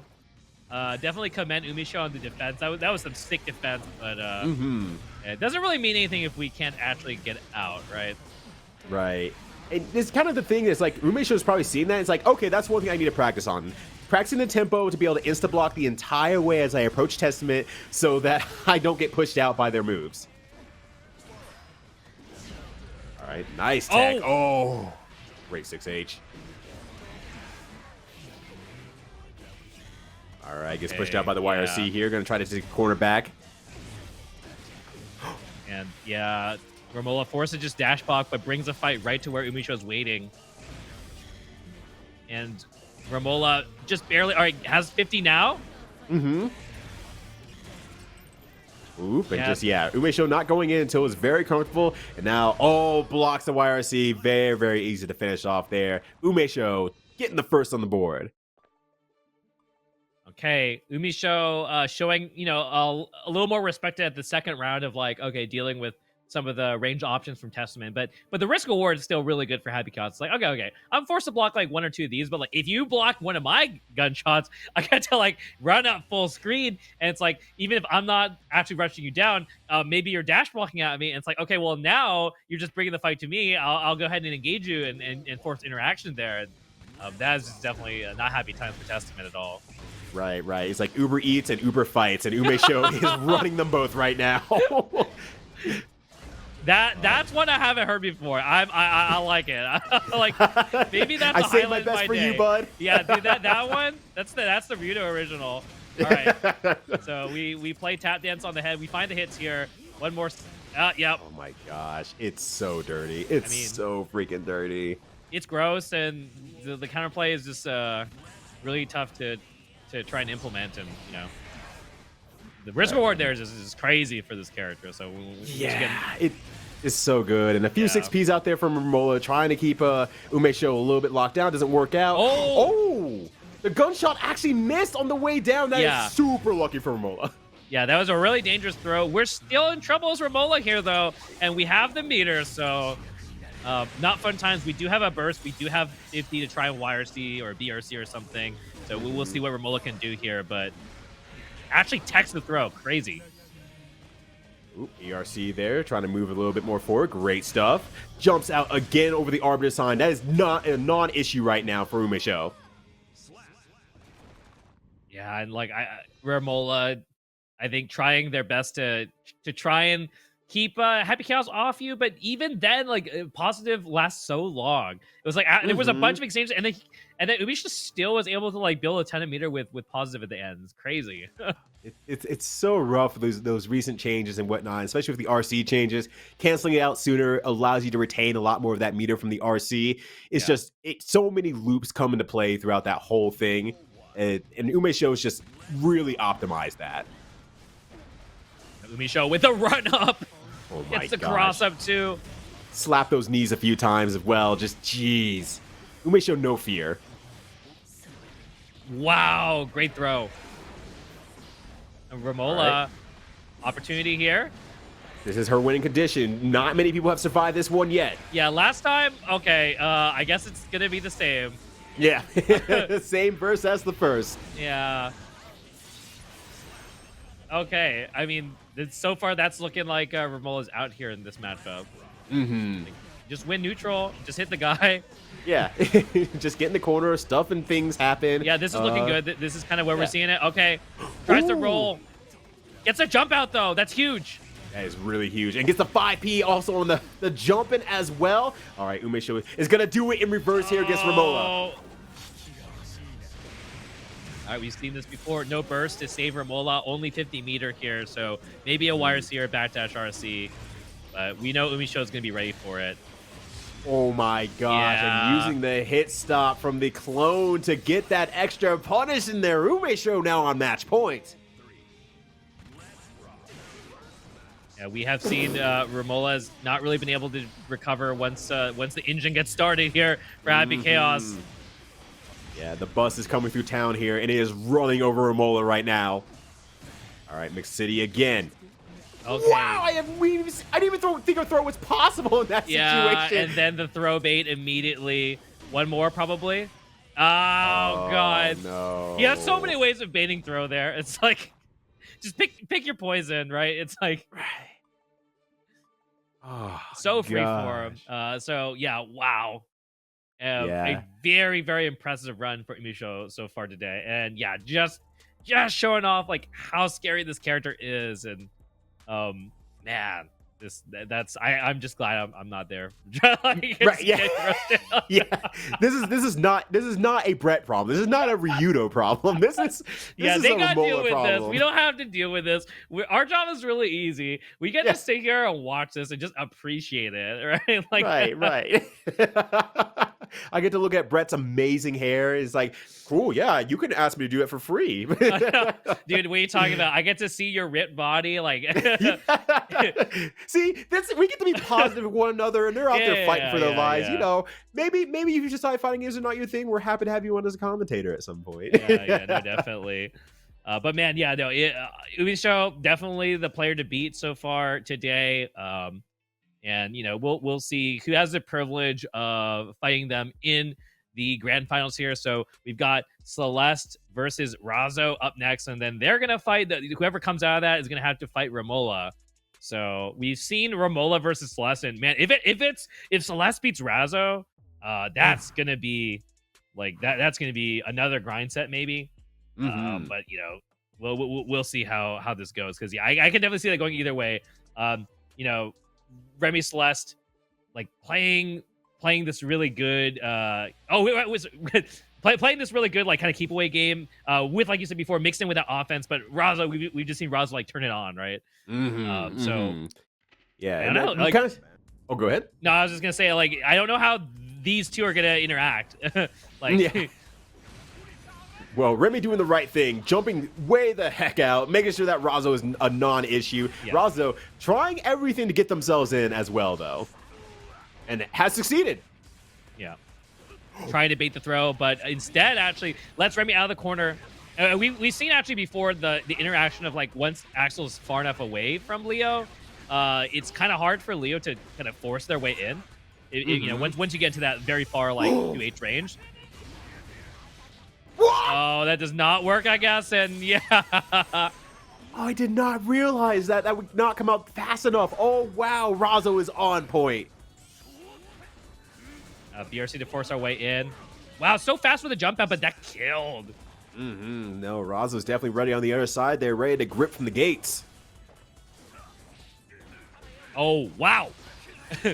Axel actually getting on top of that. Full screen. Razzo, okay, 5Ks their way in. Slowly getting to the corner. Yeah, juicy jump H-Ink here. And Leo, oh my god. Oh my gosh. Oh, we have 50 meter too. You're okay. Good burst. Oh. Oh no. Can they get Remi's burst off of this one? No, Remi's gonna hold on to it. Now, luckily, actually, they had enough wall damage. They kind of got away with that. Like, if they had less wall damage, it could have almost killed, right? So yeah. I think Remi Celeste getting a little bit lucky there, and now with that luck, maybe they can try and make something happen. But back down. Oh. Oh my gosh, that was sick. Too That much was happening. sick. It keeps happening. Combo's so funny. Oh. Okay. That was some crazy stuff happening at the end there. Razzo ultimately though, taking game one, but there was like too much stuff to process at the very end of that round. Right. Remi was trying to do a few things there to try to keep things like, try to stabilize everything just a little bit more there. And Razzo's just absolutely like rocking the boat, is in the Applebee's, breaking all the plates, making a big mess, drinking all the margaritas. And Remi Celeste is like, please just calm down. I'm begging you. Yeah, Razzo is just throwing too many things for Remi to juggle right now. But let's see. Oh, Razzo goes straight in, but cannot confirm off of this. Oh no, Remi is gonna take the most out of this. Yeah, looking for the burst maybe here. It might not matter for Razzo. Razzo getting chipped sub 50% now. Finds the 2K though. Here we go. Great defense though, on the other hand. Okay. All right, can't confirm any further, unfortunately, thanks to that meter usage early on. Yeah, we'll see if Razzo's gonna like hold the burst maybe if he gets hit again, but might not matter here. Yeah, wow. Thankfully, didn't have the 50. Right. Whoa! Oh, double no! Too far to punish, I guess, and it might not matter here. We might be able to chip because of because of positive. Just kind of do your infinite block string and. Yeah, and you saw Remi trying to do FD there to try to push out Razzo just a little bit, try to move them away from the coast, but Razzo kept coming back in, the coast with the most. All right, and r/slash gonna give Razzo some decent damage, but Remi Celeste jumps out of the corner. All right. Ooh, great dash block there. Oh, my gosh. Oh! Damage. Oh! Super and 2. Meter. There's still meter. It's alive. Remi. Oh my god. Oh my gosh. The delay 2P there to do a hit confirm and give more charge time at the same time is, once again, a masterclass of how to play a charge character. Being able to delay your moves to the maximum amount of time, to be able to hit confirm, and maximize your charge on a flash kick. No, like, Razzo's getting so much mileage out of these nice micro dashes. Just whether it be, you know, dashing punches, dashing DP, dashing 5K, like a lot of stuff to kind of closing that gap. I think that's been a big deal. Is like playing out of maybe like jump, like blocking like jump slash and various like keep away options. But you know, knowing how to get just close enough to have a threat, right? Yeah, exactly. And it's just, there's so much threat going on. Gosh. You're not safe from Razzo from any distance of the screen, and that's a terrifying thought when Leo's on the other end of that. Yeah, just like that, like one IAD, and we're in trouble here as Axel. And as we said before, Brett, we're not in trouble. Yeah. Remi's in trouble. Yeah, Remi is in trouble here. BRC, still alive, but yeah, yeah, you can't tuck them all. No, unfortunately not. Okay. Right, no. Okay. Yeah. Razzo's like, I have burst. Yeah, he hasn't really gotten in punished that hard for a lot of these. Like, I mean, sometimes, but honestly, in terms of risk reward, he's doing really good with these DPs. Yeah, Razzo, they're doing a great job with that. All right, the burst comes out. Remi Celeste has nothing on the field right now. Has to make this work. Can't get caught off guard with another one of those flash kicks. Oh. Ooh, that was close. That was very, very tricky from Remi. BRC. Oh, tries to RC out. Doesn't work out. I was ready for the anti-air and everything, but here we go. One chance here for Razzo. Just building up the guard bar. One hit will kill probably. Oh my gosh. Right? Yeah. Okay. With half the risk gauge cranked as well, Razzo was able to pull it through from Remi Celeste. Not even able to get on the board against Razzo, but hey, you're not the only one out there in the world. Trust me on that. Remi played very, very well, and despite what the numbers showed, Remi was doing great. Yeah, loved Remi Celeste playing today. That was, it's pretty fun, but Razzo, gotta give it to them. Just blazed through that. And knew exactly what to do in that situation too. Like, smelled the blood. It's what you gotta do as a Leo player, right? Right. And it's terrifying. It's scary. Yeah, no, it's absolutely terrifying. And so, they're gonna play against Romolla. So I think actually it could be a very explosive match next. Yeah. It'd be pretty crazy. Because we've seen a lot of the time where Romolla's won her matches is just from jailing people and then just like hitting them once in a critical moment. So we'll see whether Razzo can handle that. Because I think both players are probably going to try and push their offense on each other here. Excited. And one thing I wanted to actually note from earlier, I kind of forgot to, was that this was a run back. It was, actually, for Razzo. Yeah, so Razzo got the successful run back, and man, that's got to feel really good. why they call it Run It. Yeah, we did not see like these full screen DPs ever like we saw from before. I think the difference was we just Razzo did not get hit by a lot of those 2Hs. You know, I feel like Razzo got a lot of damage taken, you know, just from the kind of neutral, and then this time around, I feel like Razzo was just dash blocking better, and then just picking the right spots and just kind of running Remi over. So had a lot of time to probably think about that and adjust. And yeah, I mean 3-0. It's like, what else are you gonna say about it, right? Right. It was thought about. It came back through. Good stuff to Razzo. But now you have one big step in your way here before you make it to grand finals. Romolla standing in the way of Razzo, make it to grand finals, who will face off against UMISHO. Yeah, it's crazy. Oh my gosh. We were saying, I mean, these are names that we're expecting to see next week. So just glad we had the opportunity here to show you guys these matches. And you know, if you guys haven't tuned in these before, you know, it's called you know, Run It Thursdays for a reason. Right. And on top of that, like, this is just East Coast, so there's a whole West Coast after this too. Yeah. Our friends Hell Pockets and Meta will be bringing that in as well. So stay tuned if you haven't got enough gear yet, which I know you haven't. Yeah, I mean, it's an all-day affair here for us, and I think we're just happy to watch some awesome gear. So here we go. We got Razzo versus Romolla. I expect explosion. Yeah, I expect someone to explode. I expect violence. Yeah, violence has begun. Blood is everywhere. Blood is on the streets. Blood is on Razzo. I mean, okay, let's be real. You have no choice but to choose violence as Leo, I feel like, right? Like, you're playing that character for a reason. Yeah. Like, win or lose. In that way. Yeah, win or lose, it's violent. So, Romolla, though, off to a great start. All right, guess we'll wake up there just with the Arbiter sign. Absolutely fine with that. Okay, Razzo trying to just jump in. Yeah, gets the punish on the sweep. And now this is kind of the specialty that we've seen from Romolla a lot, that maybe against other people hasn't worked so well for her, but I think against Razzo is going to work really well, is that whole, I'm really good at making those reads and keeping out people from my range. And we're starting to see that super strength come out from Romolla. Yeah, just a lot of the checks and balances here from Testament, putting in a lot of work, and we're just seeing the chip here. Oh my god, the confirm. Oh my gosh. All right, gross place to be as Razzo. What's it going to be? We got like one chance here. Okay. Oh, we have 0 chances here. Gosh, Romolla just played that so insanely well. She was confident the whole way. Razzo barely made it in past that 6H range ever, and just really was a huge struggle for Razzo to make that decision. And when you can't make your first decision and even get rewarded for it in the lightest way, oh, you really got to feel bad about that. You know, that was like a great decision off of the super too, right? It's like you can't burst or DP that probably either. So really nice stuff, Romolla. Able to stop the train of that Razzo is in their track so far in game 1. But you know, we'll see how this goes.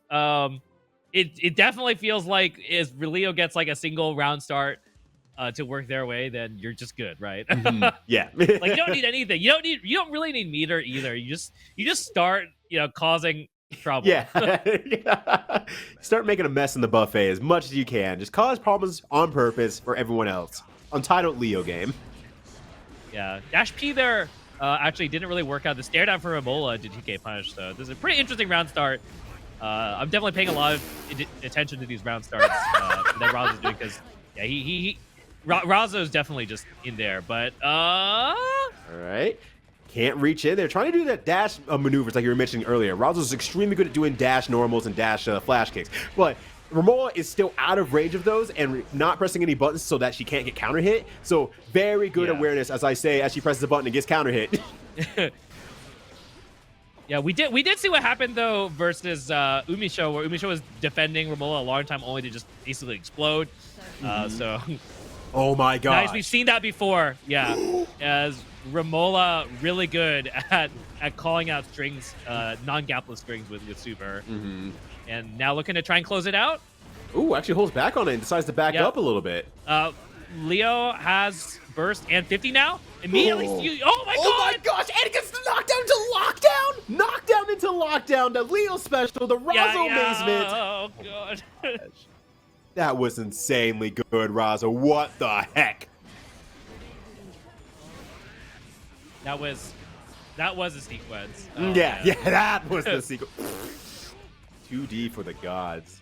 Yeah, 2D is definitely godlike move, and we haven't seen that much of it, but when it has come out from Razzo, it really puts the pressure on.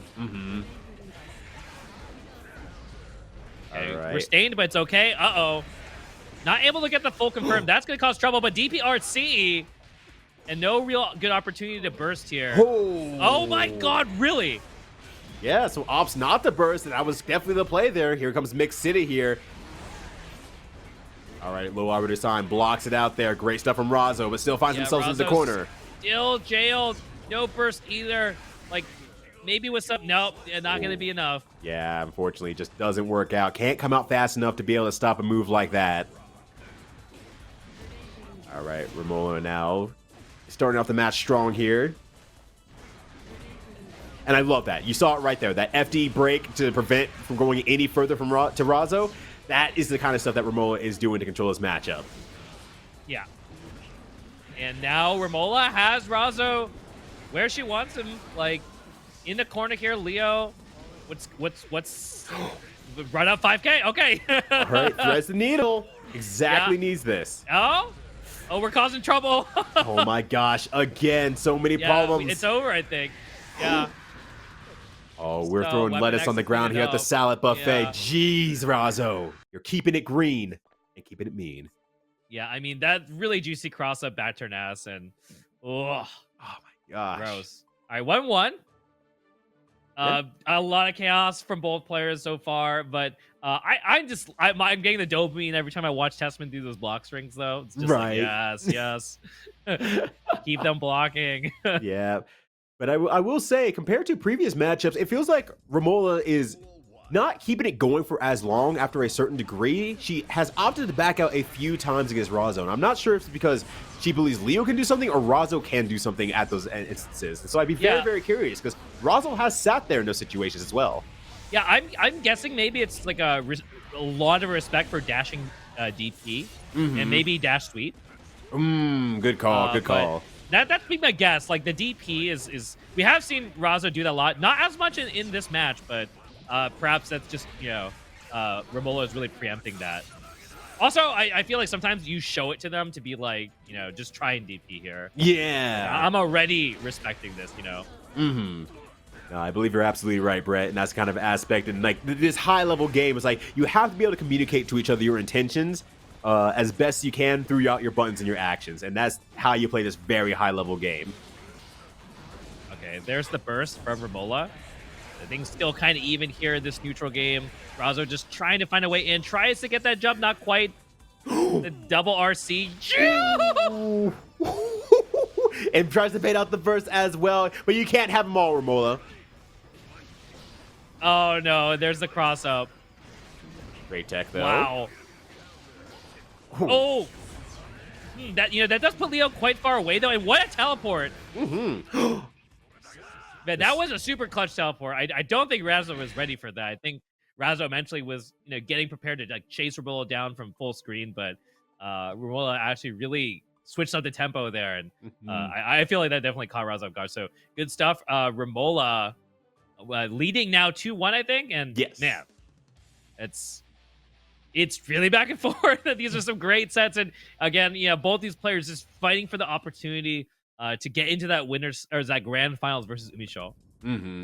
Yeah, definitely Razzo putting up a great fight here. Romolla is doing a lot to respect them, and just it's very, very scary. I still feel like for Romolla, despite the seeming control that she has over everything, but at the same time, she's still has actually held on to that control for 80% of the time or so. The 20% where Razzo has actually won the round.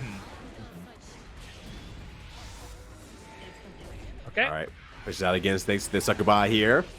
Oh, gets the low here. Gonna get the wall at the same time. Oh no, actually falls a little bit short. Oh, there it is. You called it. You called it, Brett. You're brain genius. I mean, I hadn't really wanted to see it, but I'm impressed that the dash DP reaches that far, and it seems like it is the reason, even at like far slash range. You've got to respect Leo. And with the RC, you can really turn the tides with just one DP like that. So exactly, and it was a beautiful turnaround for sure for Razzo, but unfortunately not enough to beat Romolla out. Now she's on match point. Yeah, exactly. This neutral game has been working out really well for Romolla. All right. Just keeping Leo stuck in the corner here. Okay, well, dash up, gold burst. All right, and we see Razzo, pulling out all the stops. Just gets the hit. Nice confirms here from back turn. But even situation here. Ooh. Yeah. Uh-oh. The stare down. Romolla, though, 100-meter. Whoa. Uh-oh, no burst either. Has to hold this. Wait a minute. Opportunity here. Ooh, all right. But the meter from Razzo, like, you've got to just stay still. Right. Wow, that's it. Just 2K. Oh, wow. Razzo may be expecting, like, okay, I've gotten Romolla to block this, and I didn't use my meter, so she's waiting on me to do something. This is my opportunity to take my turn back. And Romolla was just like, just put a little leggy out there. I think it was just the timing was a little awkward because of that blocked DP. Mm-hmm. I think that maybe just threw Razzo's timing off a little bit. Because, I was expecting, like, H run or something, or another DP RC, right? We had another 50 meter. Mm-hmm. So, but just kind of delayed challenge for Romolla, ended up clutching it out. That's really huge. So good stuff. Like, that was the clutchest 2K actually, because I think if that 2K hadn't come out, it was probably going to be a Razzo round. So Romolla does make it into grand finals. So we're going to see the run back versus UMISHO. Yeah, it was a very tough battle in winners finals, but Romolla definitely has been warmed up.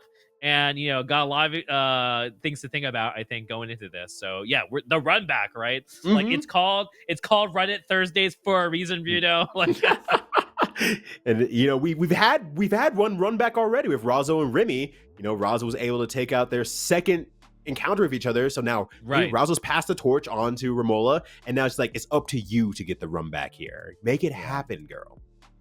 Yeah, so great stuff from Razzo. Going to be finishing third. Loved watching that Leo play, but here we go. This is going to be a fun one to watch. I don't really care who wins or loses this. I just know we're going to be seeing some sick matches, and we're going to be learning a lot from our commentator couches, I'm sure. Yes, absolutely.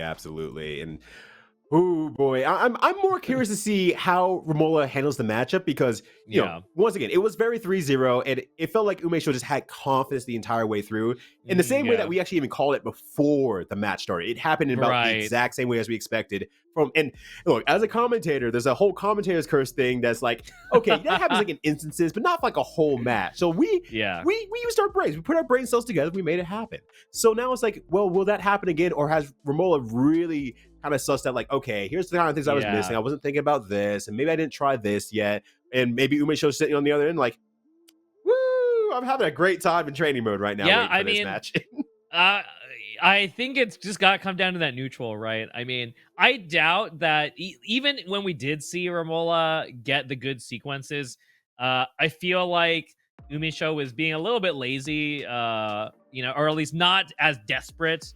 Like, I feel like UMISHO can dig deeper in on the defensive side. So I don't know if I can really count on Romolla winning from just purely, smothering UMISHO with offense in the corner like that. Mm-hmm. I feel like that's maybe optimistic thinking. So, I feel like the neutrals really got to shift the risk reward, how we're going to play around gunshot, or maybe there are some other places that we can try and sneak in a little bit of a tempo advantage to then threaten with like full screen arbiters and stuff to stop gunshot. But I mean, honestly, she would know better than any of us whether that's going to work or not, right? So it's like, it's not like it's something that they haven't tested and labbed out already. Mm-hmm. We're really watching the kind of the result of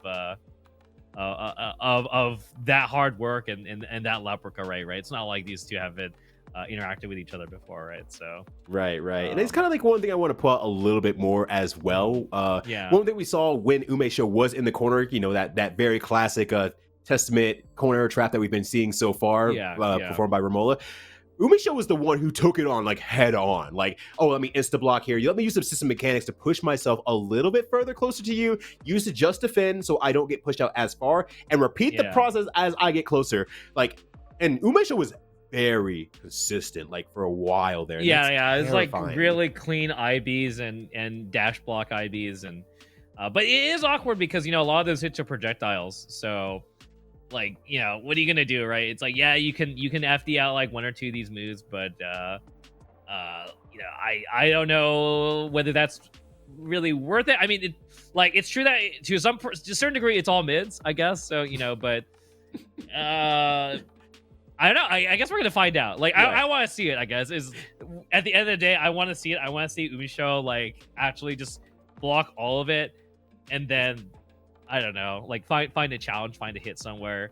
But I mean, when you have a full flash and guard bracket, you can't just empty all of it, right? Otherwise, you're trading the meter, and I think you're actually just pretty happy to see that if you're Romolla, right? If you're a Testament and you're just like pressuring and the guy's just gonna FD the whole time, I think you're pretty good. So like I don't think that's what we're gonna see because I think. You do just get hit and then explode and just die instantly, and we've seen how much damage the super also does with the wall splash, so it's just like probably not the best route.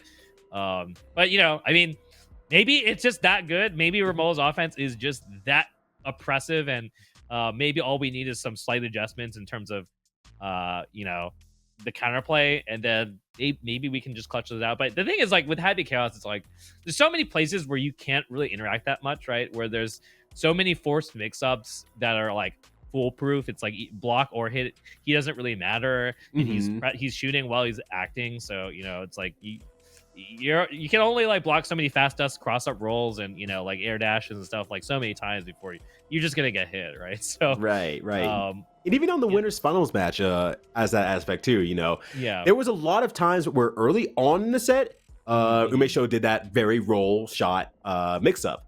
And Romolla blocked him, like saw it for the first time, blocked it, saw it for the second time, blocked it, saw it for the third time, blocked it. But then kind of got the match got a little bit longer, things got a little bit more tired, and UMISHO was still throwing them out with slightly different timing, and that was enough to be able to open up Romolla consistently over and over. And that was just like that just shows how much UMISHO is throwing at any opponent. It's like saying, like, yeah, you might be able to make it through my level 1 stuff, which is already like, a stack of huge complication, a bunch of large dictionary-sized books. Yeah, but it's like, yo, let me tell you about Lord of the Rings, though. Yeah, well, there's certainly so many layers that are coming up in this match, and I think we honestly need like even more time to dissect this. I think we're gonna actually go to a quick break here, get some water, because once we actually get in these matches, it's just gonna be like non-stop action. So I think it's a perfect opportunity. You guys take a quick break. We'll see you after the break, and then we're gonna jump into this grand finals.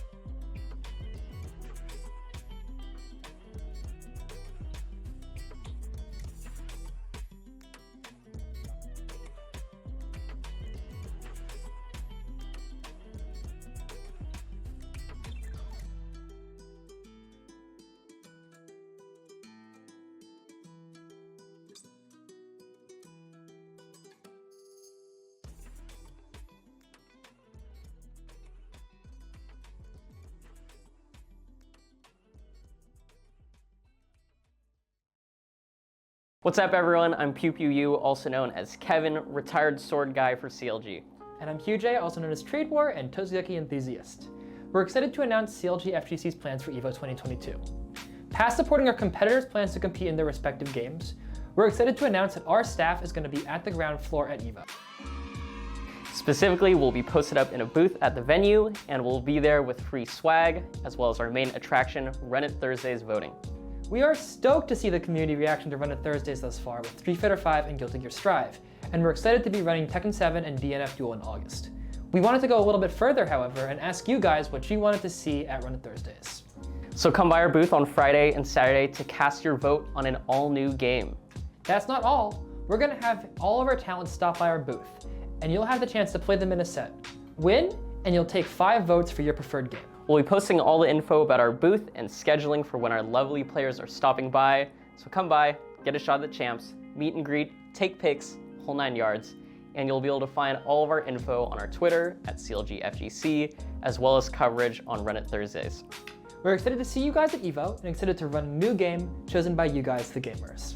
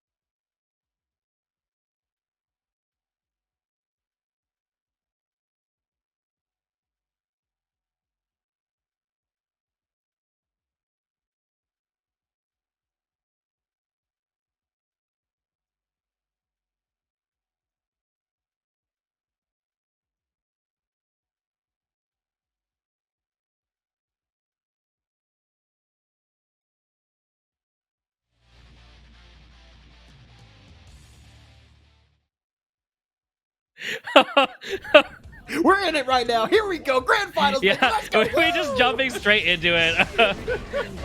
So I think they already played one game. Yeah, they played one game already. So UMISHO already up one game, and they are off to a strong start. I was actually able to watch a little bit of it on Romolla's stream. So round one was actually perfect. But basically, we spent a lot of time theory crafting this, and it's a bit of a downhill for Romolla, as we kind of had seen before. But we're going to see if Romolla can fight back here. Nice jump out. Yeah, there we go. That's the kind of stuff that Romolla needs right now. Hopefully can keep that pressure going. She's definitely struggling to get UMISHO into a position where UMISHO stops moving around. Oh. Okay. God, seeing that pause and that big 6H coming out, you're like, oh no, I gotta block it. Yeah, Romolla smells blood, gets the hit. Oh no! Oh, doesn't work out, unfortunately. Oh my god, taps to their head Mario style on the way out. Right, just a little bit of bonk on the hat there. How rude, UMISHO. Oh! Nice Look tag. at these tacks. Gosh. 50 meter, immediate wire to see. Such good resource management from UMISHO. Oh no! I think I caught the backdash too. Yeah, UMISHO Crazy. stood there for the gun out and just caught the backdash very, very quickly. Those those FPS reactions really actually coming into play here. Oh man. Okay, the challenge 5K and the jump it, like you're saying before, putting in so much work. Yeah, it's such a good button, and even UMISHO is vulnerable to it. All right, nice meaty Gravedigger there. Oh Nice. my gosh. Blocks a triple hit, but out of the corner, yet again, Gooba stomping out and confirming to the super, and this is like, this is we have 100, right? So we have 100 in burst, and you know we have to smartly use it. Oh no! It's just like the unfortunate game of chicken there. You know he knows you have 100. It's like, when's the right time to try and go for YRC? Honestly, kind of never. Havoc Chaos has so many ways to bait it too, so it's so nasty, and oh man, yeah, it's tough. You gotta try. Sometimes you just don't want to die your burst, but sometimes the right answer is just not do it at all. But UMISHO just has every instance covered. Like, especially with Happy Chaos, who can be out of range, being able to shoot shots at the same time, can kind of use some concentration to make sure the aim is good. There's just so much coverage that Happy Chaos has against burst. The one thing that controls the chaos. Yeah. UMISHO with the hard knockdown finds a counter hit here. There's the burst, but so much damage already dealt. And UMISHO now looking to try and get the killing blow. Okay, the challenge hit from Romolla in the corner. This is it. All right. Finally, some knockdown, some damage from Romolla here. She's been looking for this the entire set. Both sets against UMISHO. We gotta make this count. There's no meter from Happy Chaos, and nice. All right, has to make this count. Don't let it go, We have Romolla. 50 because of positive. But are we? Oh no, we let Happy Chaos out. UMISHO just not ran like this. in. Okay. Nice. Okay. It's fine. Fine. It's okay. That was scary. That UMISHO looked like they only needed like one more opportunity to try and close out that round. Right. UMISHO always only needs one more opportunity. That's the very scary part about this player. Just always one more opportunity. Okay. We have a lot less to work with. This could just be it, honestly. We have 50 here, but that's all we got. Nice tech, though. Okay, here we go. Yeah, but UMISHO just completely fine with keeping the distance and even circumventing like things like 6H and This is 6P. just over. Oh, this might kill. Yep, just That's enough. it. There we go. All right, UMISHO now on match point here. UMISHO got things to do, got places to be. Really trying to speedrun Romolla 80% here. Yeah, Romolla, I mean, trying again for that JH there that had been working. The neutral game, it's gotta change here. We cannot afford to just, you know, play the stare down game while Happy Chaos does whatever they want here. Right? I mean, just look at the life here. We get the meter. There's the burst. A little bit of tempo, but no, not fast enough. Yeah, that's Punch post Romolla in the burst face, too. baits the stand tech. That is it. Wow. And just like that, UMISHO is your Run It Thursday champion for this week, pre-Evo. Going into Evo looking super strong. That was a speed run. That was like 10 minutes. Right. Like, that was so insanely fast. It was so insanely consistent. Didn't even, like, seem like there was like any sort of those awkward situations, like, oh, No, UMISHO kind of has their yeah. backs to the walls. It was just kind of like, yeah, I got my back to the wall, but watch this. And just keeps playing it super strong the entire way through. Yeah, no, absolutely. UMISHO, they just came in so prepared. Like, I don't know what else to say. It just looks so clean, you know? It's just like, oh, what are you gonna do about that? I don't know. I look stumped just watching that. Yeah. I mean, while we had our little break there, I was just sitting there lounging in my chair here and just like, this show is so freaking good. I put it out on Twitter even. I'm like, so how are you that good? Like, yes, there's a technical aspect, there's a character aspect, sure, but to be able to put that all together and be able to have the confidence in your play enough that can't be shaken is just an absolutely rare skill set that has been trained and honed through the fires that UMISHO has grown up to be today. Yeah, no, UMISHO looking very ready for next week. You know, I think it's not a leap to say that most people would find it to be a complete upset if we did not see UMISHO get if not, you know, all the way very far, very, very far into Evo bracket. Yeah. Yep. And it's going to be a different type of challenge, too, because this is kind of be the tournament where people are coming out of the woodworks and really kind of showing up from various different countries. You're going to see a lot of different play styles. We might even see, you know, some secret kind of underground countries that's like, oh, you haven't really appeared on the world stage quite yet, but you are really good. You're playing in a very small area. We've seen it a few times, usually around Evo, where these folks come out and they have something to prove. So this could be a bigger challenge than we know. I mean, especially because of how good the netcode is, this is much more likely to be the case where you might see someone who's like a killer that, you know, might not be a name that always pops up because, yeah, I mean, anyone can actually get an environment that can get you to a pretty high level in this game. So, you know, matters a lot less like as compared to like games where you need to be offline. You need to have a really good competitive offline you know, community to be able to grind up to get to that level. Like in this game, anybody can just, you know, kick anyone else's ass, I feel like. So if you're prepared enough, you put enough time in, right? Like just, you know, so gonna be pretty crazy. And man, I'm really looking forward to it, but hope you guys enjoyed those matches. We had a lot of crazy ones to watch. It was super fun commentating with Ryudo, and you know, like that was just, we were just having a good time. Yeah, and next week again at Evo, like there's a CLG booth. You know, if you guys didn't peep the video, we played a couple of times today. Is like, you know, we've got giveaway prizes, opportunities to play 1v1 with some of the players. So a really good place to stop by. So check out the CLG booth at Evo. And you know, we've got a lot of great stuff lined up in the weeks to follow after Evo as well. So I'm gonna tell you it's going to be a great month. August is going to be a super fun month. I'm gonna tell you all a secret. When you get to that CLG booth, ask for Bobby Siege, coolest person in the CLG, but don't tell the rest of CLG that.